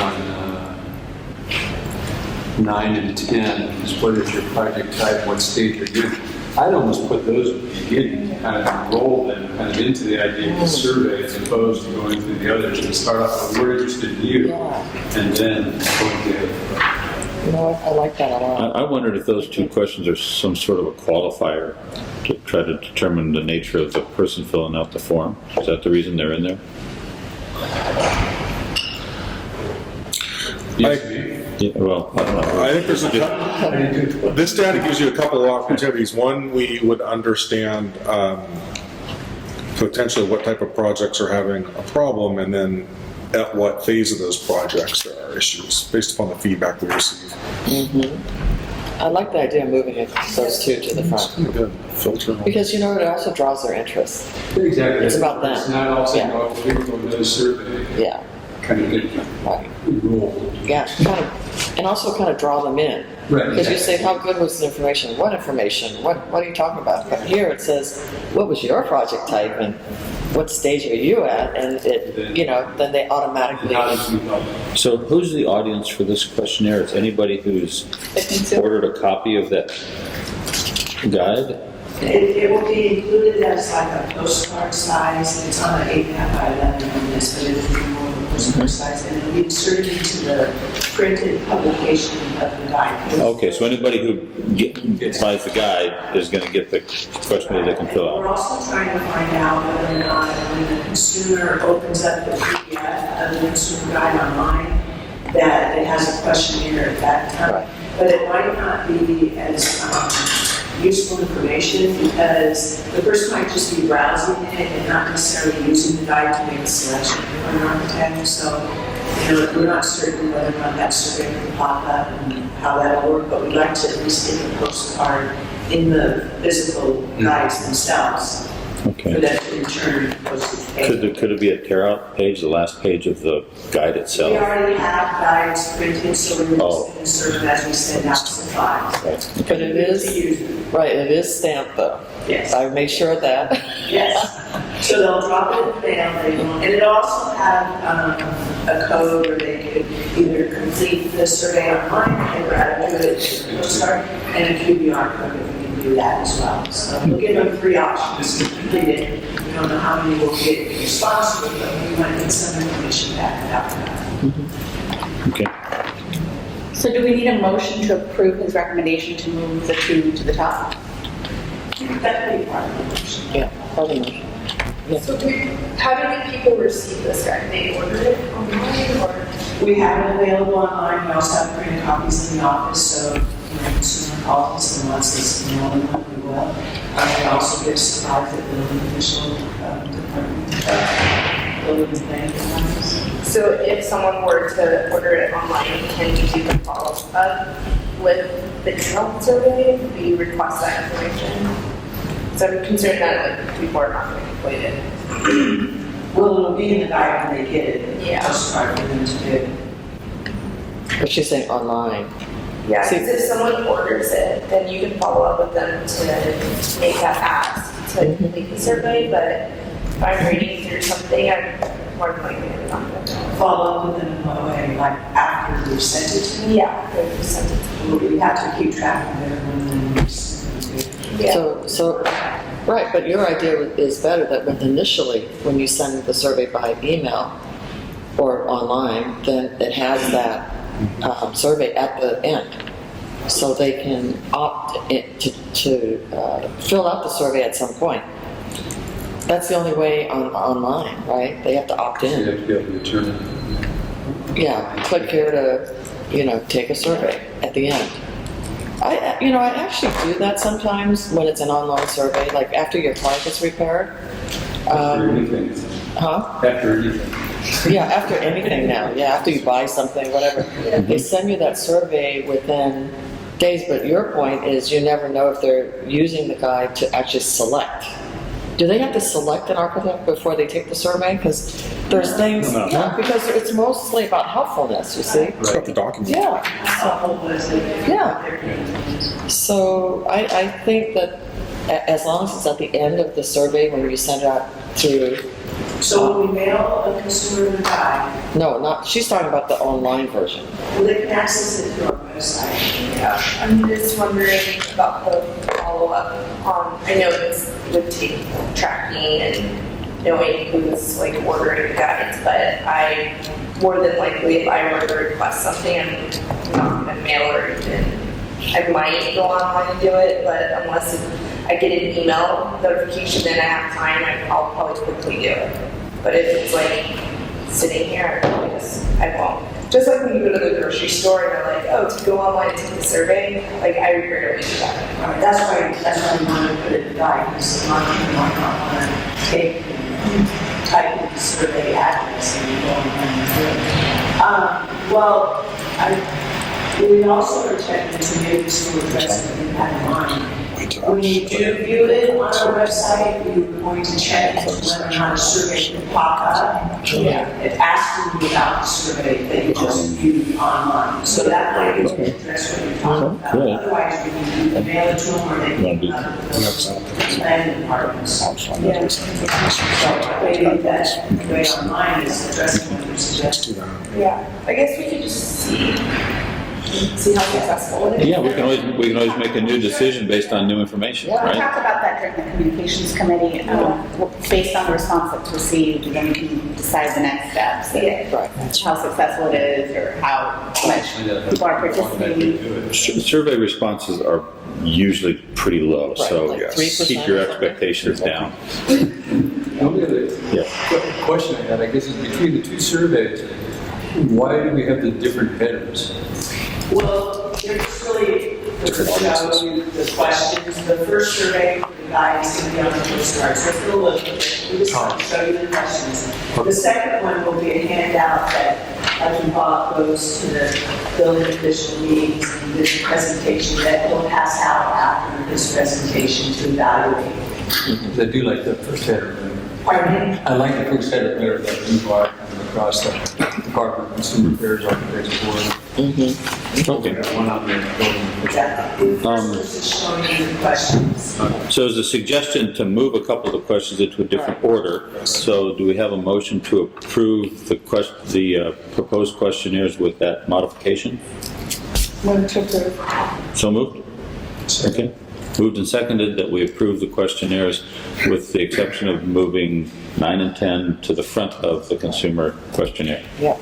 Any comments about font? Yeah? Oh, I'm sorry I asked. Hey, California Architects Board is all caps. Can we fix that? Let's do sentence captions of a public protection to examination, licensure, and regulation. What do you want to do? Sentence captions. Does that mean upper and lowercase? Yeah, I'm getting that means upper and lowercase. Learn something. I'm not sure I agree with him, but okay. If we do that, some things we can change electronically, but we already have like a lot of stuff printed and already. That's our identity package, it took 2 We do it electronically as we do things, but. Is that part of our logo? So you need like legislative action to make that change? Yeah, that's our identity package. I don't know. It's our identity package. Uh-oh. Okay. Okay, let's reserve that for the branding committee. Which doesn't exist yet. Right. Communication stuff with the community. Oh, Okay. no. Okay. Call for the question? Yeah. Yeah. John Baker. Aye. Denise Campos. Aye. Jan Fane. Aye. Pascal Gutierrez. Aye. Sylvia Plath. Aye. Emily Lewis. Matt McGinnis. Aye. Robert Pierman. Sarah Williams. Okay. Okay. Before we move to H4, which is Mel's last hurrah here. Well, we didn't do building, are we gonna do building, we just approved both building Yeah, official? I thought so. Sorry. Okay, great. That's We're great. very efficient. Very happy to hear that. If I could just push the pause button, Doug and I were kind of talking offline, and make a recommendation that maybe we move our closed session up and conduct it during the lunch hour. That way, those of you that are attending that would have to leave for the closed session, you're probably going to leave anyway to eat lunch, and then we don't have to go through it again later. So, We still have some for. unless, Some I of the know. public did purchase lunch, so they can maybe take it. Unless there's an objection, we can leave it where it is right now. That's the suggestion from. Good idea. Your closed session. 2 minutes, maybe 3, I don't know. Let's take an hour. Well, we'll probably, I'd say we'd probably take about a half an hour just so that we can, address the issue, but we don't have a big agenda, right? But do people have somewhere to take their lunch around here? Yeah, and then it goes to Well, maybe this isn't going to work if those of you who are attending are going to have lunch, then let's just leave the agenda the way it is then. Okay. Sounds good. Just a suggestion. Okay, H4. Chief. So this is a strategic planning objective that the Communications Committee tackled, specifically to partner with the Contractor State License Board to identify and implement best practices for educating consumers about the board in order to improve consumer education efforts. In addition, the strategic plan objective to collaborate with the Department of Consumer Affairs, Office of Public Affairs, to improve outreach and communication was transferred originally from the Executive Committee to the Communications Committee, given the significant overlap that the objective had. So it was appropriate for the objective to be reassigned to the Communications Committee. So staff identified 3 concepts for collaboration with these entities. Those concepts are to develop a joint consumer-oriented website that explains the entire design and construction process. Also to create a joint messaging calendar to facilitate a coordinated information campaign centered around specific events. And then finally to seek earned media via opinion pieces on key topics. So the Communications Committee considered these 3 concepts on the 10th of November. They approved them for the board's consideration today. So at this time, we'd like the board to consider the committee's recommendation. Would this be a good time for you to introduce our new person from? On staff? Yeah. Well, actually, yes. We actually do have a member of board staff, Alicia Hedgie, who is here in the North. She's our program manager for the licensing and enforcement, the administration and enforcement program manager. So she's done some very good work on this particular objective, on administrative issues in the office as well. So I just wanted to introduce her as well. Yeah, can you stand up and be acknowledged? She attended the meeting, and she's brand new. I mean, brand new to us, and we've already seen some of her good work and appreciate you joining us. And I think she attended the September meeting as well, so the board had an opportunity to meet her. Really? I don't remember. Oops. I only remember well, that's because it was communications committee. It was very small, and we got a chance to. She went on the slide twice. Oh, shoot. Okay, let's finish with item H4, and then we can chat over lunch about the slide thing. Sure. No? So if the board would Okay. like to discuss the 3 proposed concepts for collaboration with these entities, that would be, this would be a perfect time. Very good. So you're referring to the website, the messaging account, the Learn Media? Yeah. Correct. Yes. So I think it's smart to use the resources of the contractors board to support our communications message because our staff is much more lean. So I thought it's a great idea. I agree. I also, one thing you want to push LinkedIn as well. I know it says et cetera, but LinkedIn's also another great search engine. Discuss, sorry. Go ahead, finish. And just to comment on the earned media, that's something that I think is just an opportunity there where you don't have to pay for commercials, but if you can have a satisfied customer or an architect and reach out to media, they can, I mean, there's so many stories to share that are good publicity and don't require any money. So. My question, it kind of gets to, devil's in the details. We create a website, we've got messaging that's going to go out, and earned media means writing an opinion that gets published. So to me, that suggests there's got to be someone who's in charge of managing these activities, managing the website, managing the content, who edits the material before it goes out to make sure that both boards agree with the content, because we may get along with the California, contractors licensing board most of the time, but there's issues that we might have odds with. How do we, has the committee talked at all about how do you implement this? Because I see, some staffing issues and management issues associated with executing this. How does that get done? Well, the way I see it, and anyone can chime in, the way I see it is that as a board, we're setting policy, but we're not going to tell them exactly how to implement it. When we sit down and meet with the staff, I think that can be figured out, and I have confidence in the staff that they can do that. But you're thinking CAB staff is doing this, or the Well, license? they're going to work in conjunction. I don't think that there's anything that's going to stay like a CAB press release without our staff having a chance to see it. I mean, they're going to work together with our contractors board. So is it the contractors board staff or the CAB staff that's doing this? So maybe staff can talk a little bit more about how you're going to be working with the contractors board's resources too. Okay. Sure. Within our admin unit also covers communications. So Alicia is our manager over that unit. Vicki and I are both involved, and we've got at least part of an analyst position. But we do want to leverage the resources from the larger organizations to the extent possible. The department, including legal, reviews anything we put out, opinion piece-wise. The big piece is working on the joint website, because that's a place where consumers can go and learn about the whole process and all the different types of licensees that plug into that process. In terms of opinion pieces, we have latitude as to our message, as you might imagine. We'd certainly want to do something on written contracts, and that's something that needs to get in the marketplace. So that would be reviewed. We wouldn't have anything out there that would be contrary to the desires of the other boards. We can't be walking on top of each other's messages or contradicting each other. Okay, so the implementation is your communication staff and the contractors board staff will just work together? Correct. And so just kind of that sort of an informal arrangement where you can work on things together? Precisely. Okay. But is it also PCAs? Is that a separate part? That's another set of resources, Bob. Yes, you're correct. I don't understand how this joint messaging calendar works. A great shakeout of exactly what message are we getting on that joint to our issue.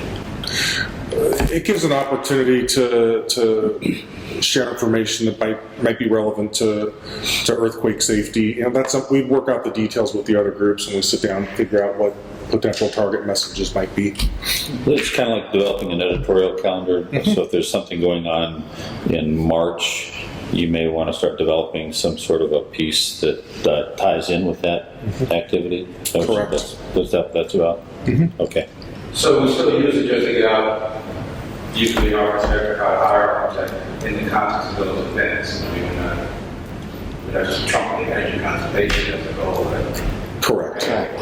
Correct. It's just not our mission. Right. Okay. Other comments? Any motion to approve? Recommendations? So moved? Seconded? Is there a second? Oh, very, very beachy. You were quick though. Okay, any other discussion?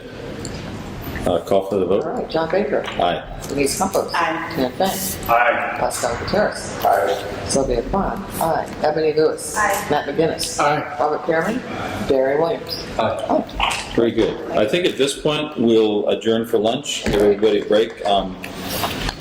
Start back at 1 o'clock, or is that a good time? That's fine. Okay, very good. Good.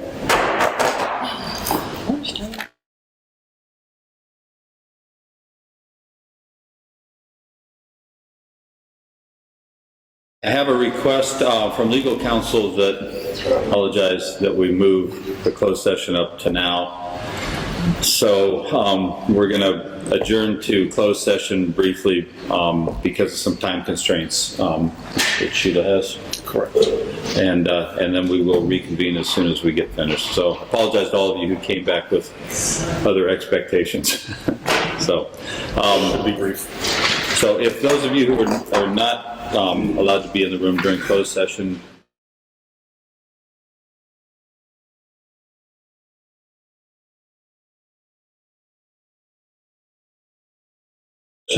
we're on item I, Executive Committee Report, which we conducted a conference call for the Executive Committee on December 1st.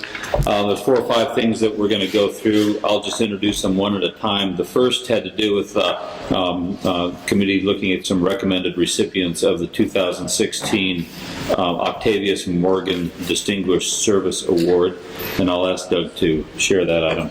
Great. For board members who are new or newer, the Octavius Morgan Award recognizes our volunteers. Our tireless volunteers are a key part of what we do, particularly with respect to the exam. It's not exciting work. It's very hard work. We keep them sequestered for 2 and 3 day sessions. So they definitely deserve the recognition and appreciation from the board. We've had this award since 2000. Incidentally, Octavius Morgan was the initial president of the board back in 2001, or 2001, 1901. Flash forward, flash backward. So the potential recipients we have for this year, and I know both of them, Donald Hodges and Connie Christensen, and you have their brief bios, but they have devoted literally hundreds of hours to the board and to writing exam content so that we can make sure the incoming generations of architects know what they need to know to practice safely in California. So the 2 individuals are before the board for your consideration and hopefully approval. Also, the committee did suggest that going forward we maybe broaden the pool of individuals that we consider, maybe folks who have worked with LATC, maybe folks with national organizations that we've worked with, because we have gone through a large piece of the pool relative to exam individuals, so broadening our approach might make sense as well. So we'll entertain a motion to approve the proposed 2 recipients. So moved. So moved. Barry? Thank you. Any questions, comments? Roll call vote. Okay. John Baker. Aye. Denise Campos. Aye. Tina Fey. Pascal Gutierrez. Sylvia Kwan. Aye. Ebony Lewis. Matthew McGinnis. Robert Pearman. Barry Williams. Very good, thank you. The second item we addressed at the Executive Committee is the Strategic Plan Initiative to review, leverage, and evaluate the effectiveness of the board's liaison program to build stronger relationships with organizations. So, Mel, if you'll present that item, please. So yes, the Executive Committee met on December 1st to discuss the effectiveness of the liaison program. It determined that the program is very valuable and useful, and it voted to recommend that the board continue with current program implementation efforts. The board will recall that the liaison program involves the distribution of report requirements to the board members on a quarterly basis. Staff also provides talking points to the liaisons. Liaisons are required to collaborate with staff if indeed they communicate licensing information to candidates. And biannual reporting requirements are held during the fall and spring months to coincide with the academic calendar. So again, the executive committee did deem the program effective and voted to continue with the program. So the board is asked to consider that recommendation and take appropriate action. Okay. Do I hear a motion? Dan was to approve the recommendation that we can, seconded by Ebony.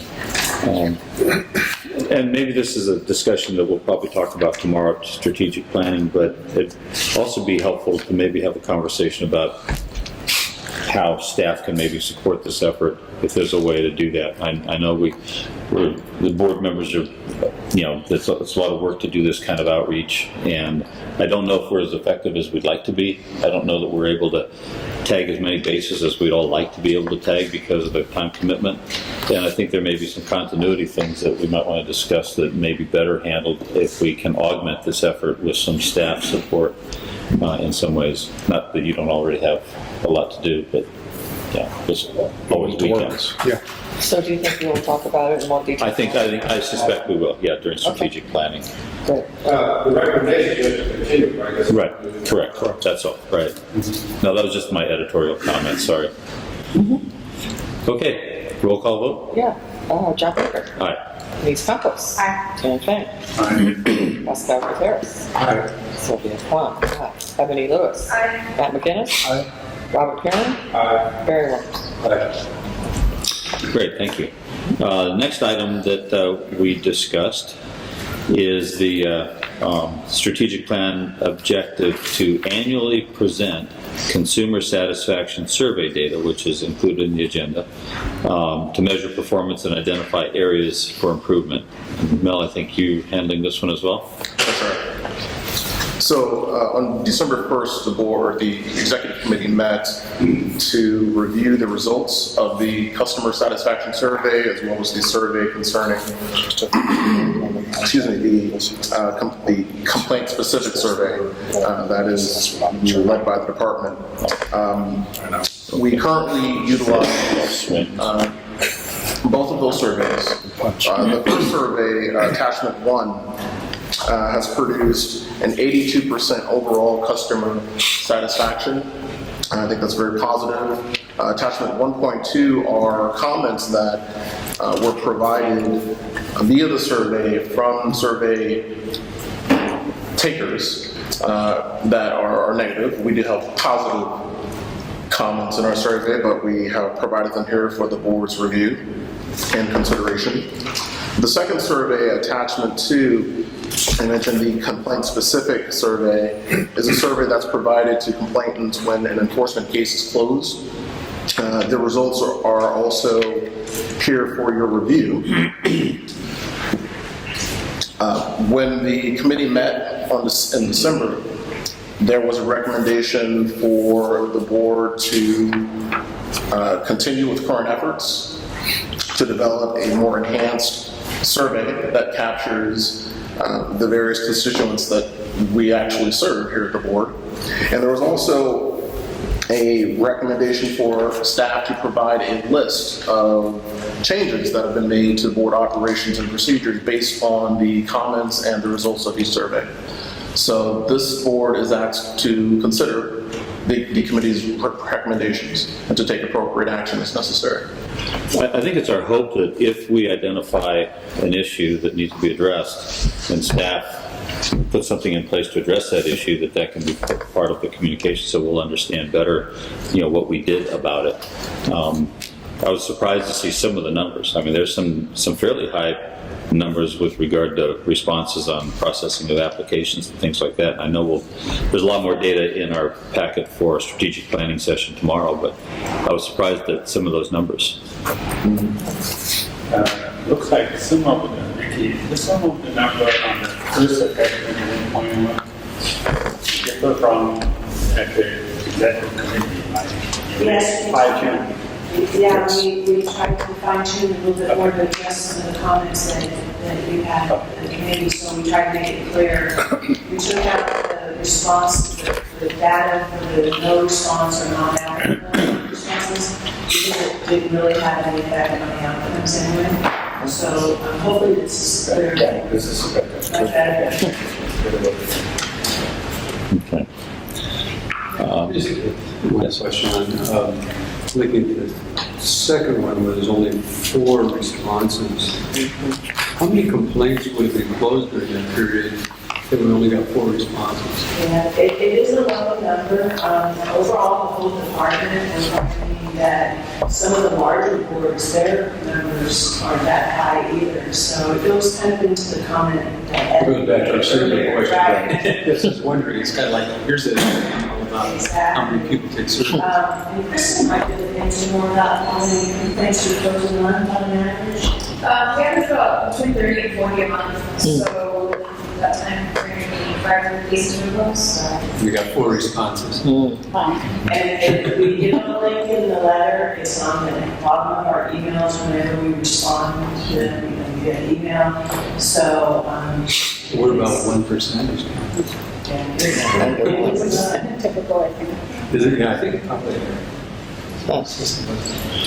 So the request is for board to approve, one, the continuation of providing the surveys, and secondly, to approve to have staff report back to the board the actual steps that have been put in place to respond to the issues that may have come up in prior surveys. Yes. We're going to develop a more refined survey so that we don't get a lot of the no responses or the non-applicable responses. So it's tailored more towards the purpose of them contacting the board or having some service provided by the board. So we're going to try to tailor the survey a little bit better. Okay. And maybe get more reliable data and then provide the next steps. Great, great. So we need a motion to approve those 2 items. Is there a second? Thanks, Barry. Okay. Roll call vote. Right. John Baker. Aye. Denise Campos. Ken Bennett. Pascal Gutierrez. Sylvia Paul. Ebony Lewis. Matt McGinnis. Robert Pierman. Barry Ray. Great, almost done. Next item that the committee addressed is the recommendation or the strategic plan objective to analyze fees to determine whether they are appropriate. And Vicki's going to present that item. So the strategic plan objective came before the board last year based on a recommendation of the executive committee. Staff had met with the department's budget office staff, and they assessed our fund condition. And there is a business and professions code section 128.5 that requires the board to keep its fund condition at 24. If it gets over 24 months or more, that you have to lower the fees or adjust the fees. And the Department of Finance also has a recommendation that they want to fund balance between 3 and 6 months. So that's why it became an objective for the board, and you considered the executive committee's recommendation last year to work with the budget office and see whether or not our fees were appropriate and our fund condition was. And last year, the budget office staff recommended that it was at the appropriate level, that they wanted to monitor it for another year to see how it performed, and to take into consideration, because we had recently done a negative budget change proposal to reduce our budget by $300,000, and they also changed our fees a few years before that. So they wanted to give it another year, and at the end of the fiscal year, reassess it and see where it was. Well, we met with the budget office staff again, and they have the same recommendation. To keep monitoring it. They feel that given the downward trend of the fund condition, if you look on the attachment under the bottom row of months in reserve, there's a slight downward trend. So they suggested that we monitor the fund condition for another year, and at the end of the fiscal year, look how the fund condition is reading, and then decide whether or not what appropriate action would be. So it's more or less reaffirming the executive committee's recommendation to just monitor it for another year. It looks like in some cases, there's a swing between years because we collect fees on alternate years, and the swings like $2 million, it looks like, in the fund amount. But there's a bigger drop between 17-18 and 18-19. Explain that. So it's cyclical. It's based on the renewal cycle. Like you're saying, we renew licenses in the odd years. So as licensees are paying their renewal fees, you have a cyclical reference in our fund condition. Well, the reason why it drops is because as you go further out the fund condition, the protocol for the budget office is to use like the worst case scenario where you're going to spend all your budget and your reserves are going to be conservative. So they aren't actuals, they're projecting, so they take the highest risk equation and they figure out that. So there's more contingency built into those numbers downstream. I see. Okay. Okay. Good. So the recommendation is to accept the recommendation that we not make any changes to fees at this time. To monitor it for another year, Yeah. and then if it's a year, see how that's, so they feel it's performing okay with it. Okay, so we need a motion to approve that. So moved. Thank you, Robert. I'll second. Okay, Sylvia, she was louder than you. You might have been faster. Okay, roll call vote. John Baker. Aye. Denise Campos. Aye. Ken Feng. Aye. Pascal Gutierrez. Aye. Beth Ebony Lewis. Matt McGinnis. Robert Pearman. Barry Williams. Great, thank you. Last item under the executive committee meeting is the strategic plan objective to complete sunset review process and implement recommendations to comply with the legislature's directives. And Doug's going to take that. I am, and we'll be spending quite a bit of time on sunset review over the next year and a half. So it's good that we have this on the docket so board members can start developing an understanding of the process, as well as some of the issues we'll be highlighting in the report. So a little bit about process. Sunset review is the oversight function the legislature exercises over all DCA boards and bureaus to make sure that we're meeting our metrics, fulfilling our mission, responding to realities in our environment and our marketplace. So it's a very important process. The board has had a good experience going through it over the years, and at some level views it as a healthy opportunity for self-examination to compare ourselves to other boards. So we really do try to take advantage of this process and this opportunity. So a little bit about the process. Staff will begin working on the report as soon as we get back to the office, really, because it's due about 11 months from now, end of November it's due. And we try to build in enough time in our process so that the executive committee can conduct an initial review, and then staff can fine-tune it and prepare it for the board in June, and then final approval in September so that we can meet our deadline of submitting in November and have sufficient time to make any final modifications from the board. So we submit at the end of November. Our hearing is in the spring, usually in March or so, before it used to be a formal joint committee. Now both the Senate and Assembly Business and Professions committees meet together and review our report. So our hearing will be in March. A couple of weeks before the hearing, we will receive a list of questions and issues from the committee, which we address during the presentation of our report. Pasquale has had the pleasure of sitting at the table with me and presenting, so he can speak to this as well. We are then required to provide a written response to those issues within 30 days after the hearing. Ultimately, the legislature issues its final recommendations, and then they're incorporated into legislation that would extend our sunset date. 4 years is the normal course for this. So the items you see listed in my document here are the issues we were asked about during last sunset review.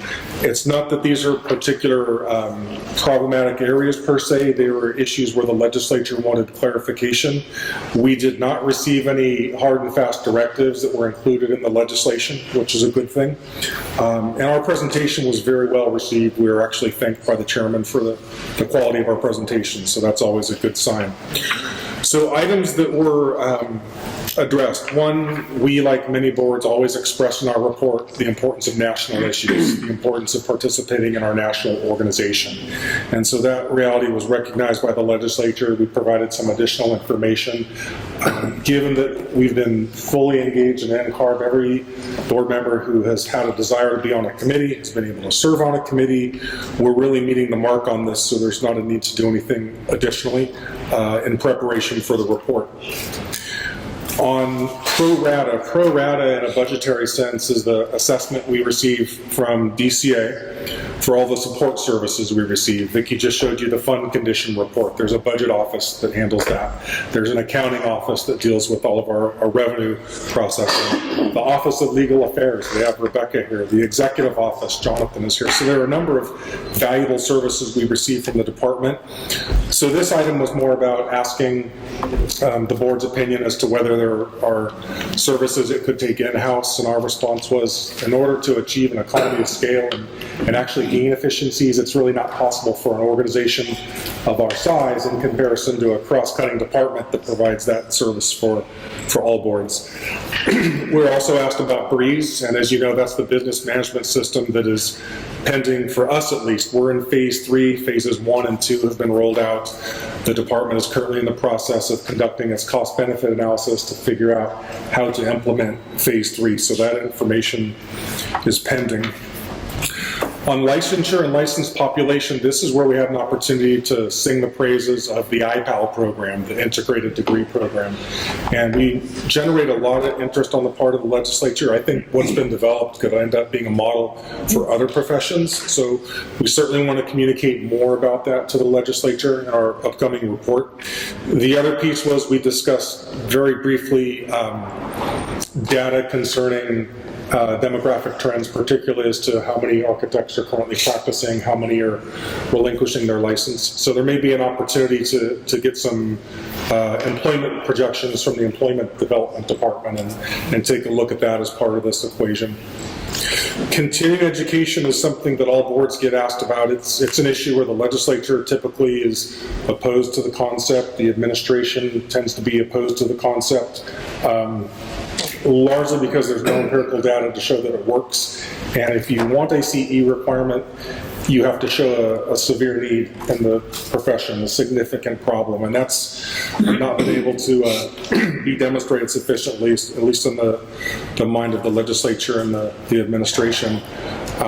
We do have an obligation to prepare a report on our existing requirement. As you know, we do have a CE requirement, but on disabled access only. So as a part of that requirement, we have an obligation to prepare a requirement to the legislature explaining how the programs work, what our compliance rate has been, and if there are any opportunities for improvement. So any concepts on CE that we want to put forth could certainly be included in that report, and then may also need to be mentioned in sunset review.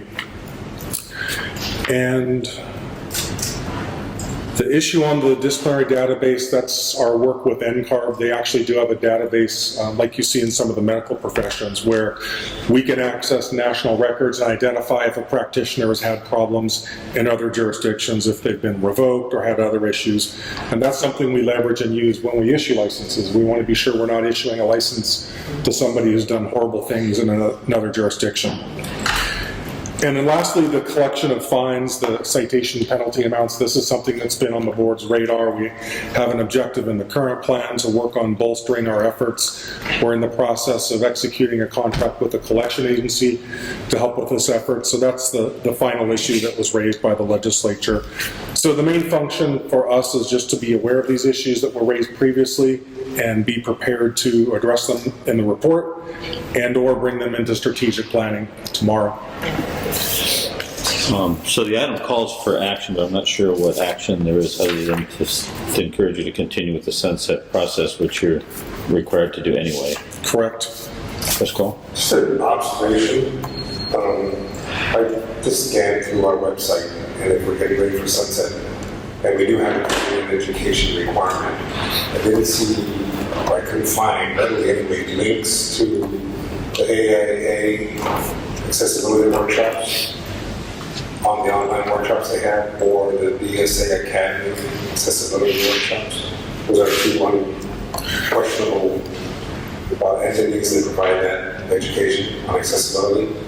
I think it might be good for us to jump ahead and maybe put the links to the IPAL programs at the California schools on our website, just as a matter of community awareness or parent awareness. And again, the final observation is the month of March, we've got a sunset hearing, we've got a board meeting, And unless we've been relieved of the responsibility, we have the presentation at the regional summit.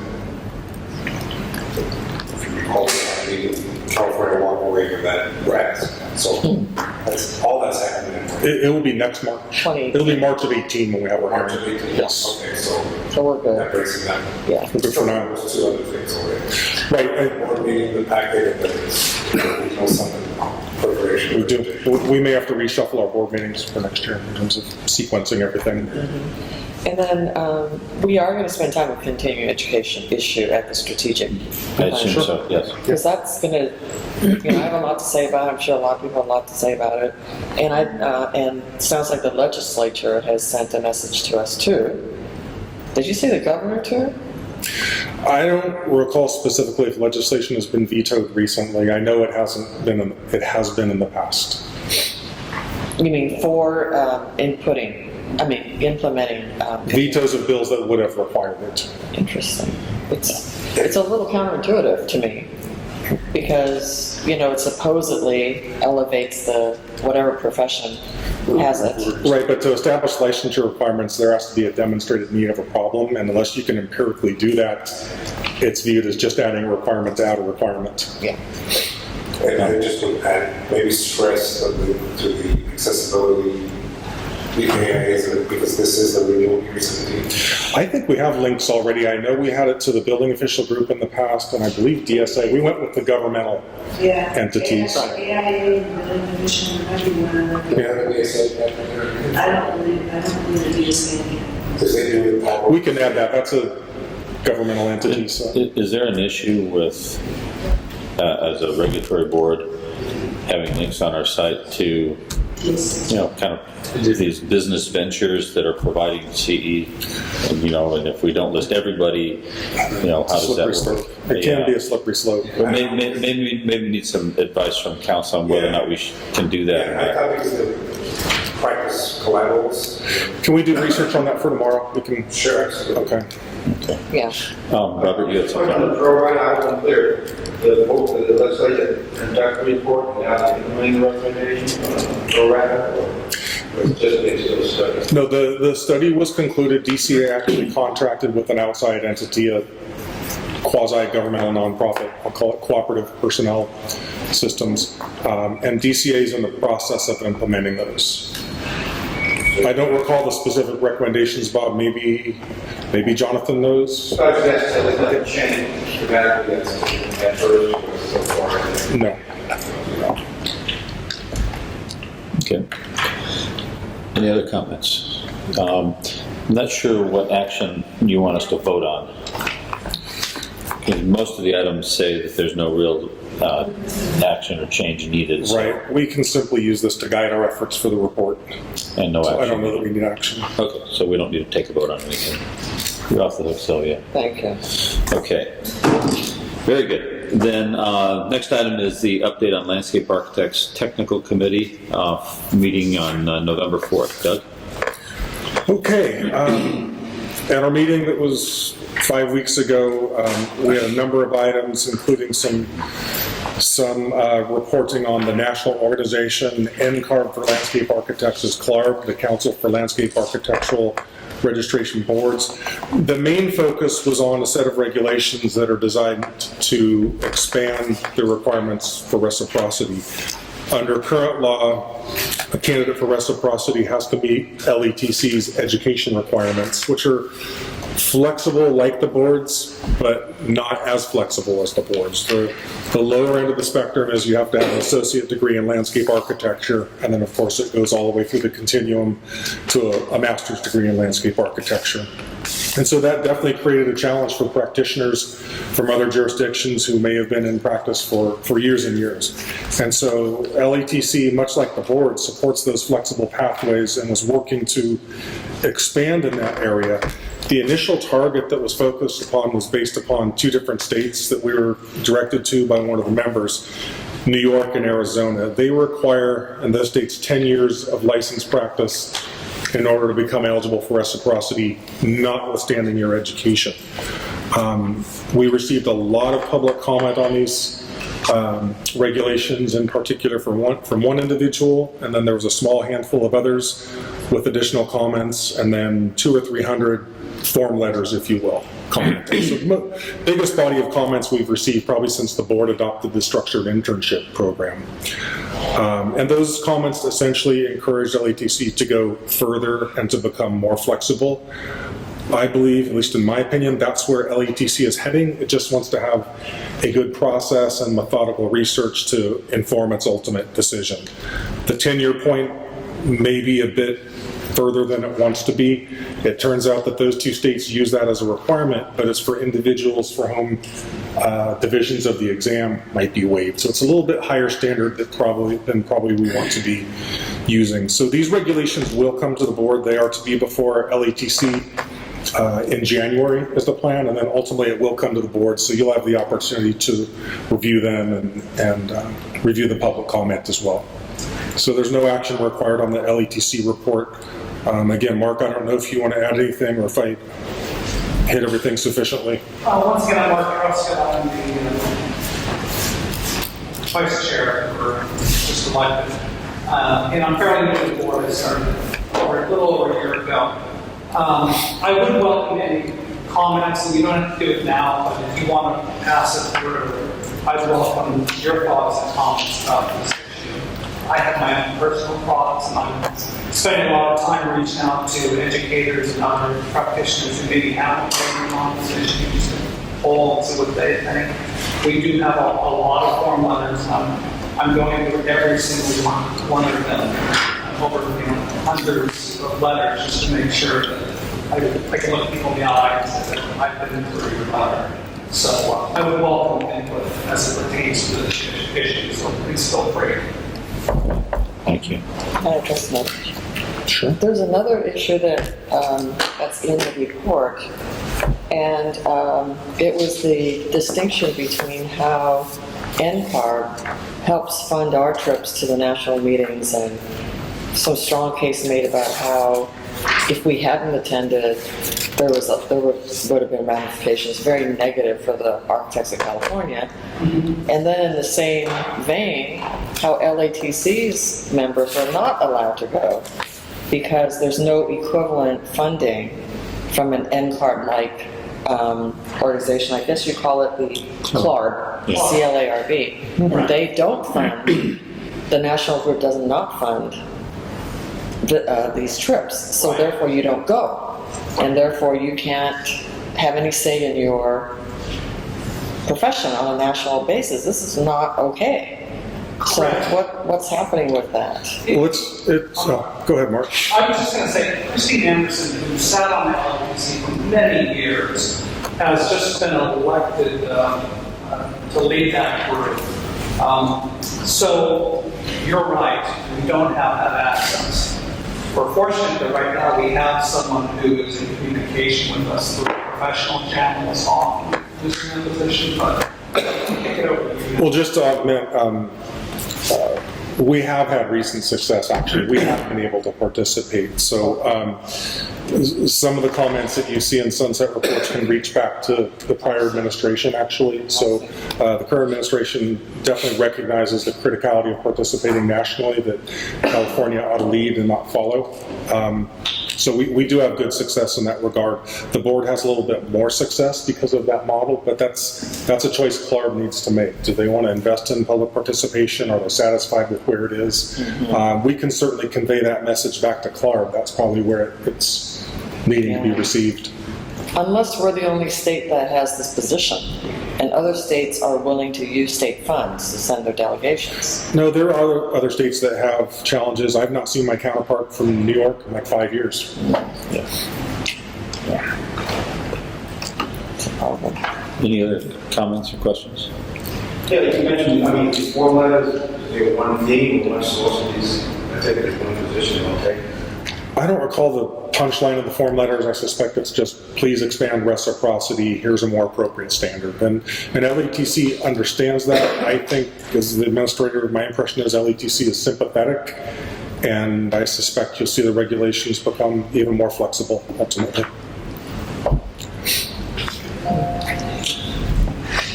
Anything further? Okay, well, that takes us to the end of our agenda for today. We are not adjourning, we will recess until tomorrow morning, 9 AM, same room? Yes, and we have the tour too. Well, we have the tour in 15 minutes, but meeting's over. Correct. Okay, we're not voting on anything during the tour. Absolutely not. All right. So, reconvene after our recess tomorrow morning for strategic planning at 9 AM. Same room, right? Yes. Okay, very good. Great. Thank you. Thank you. See y'all.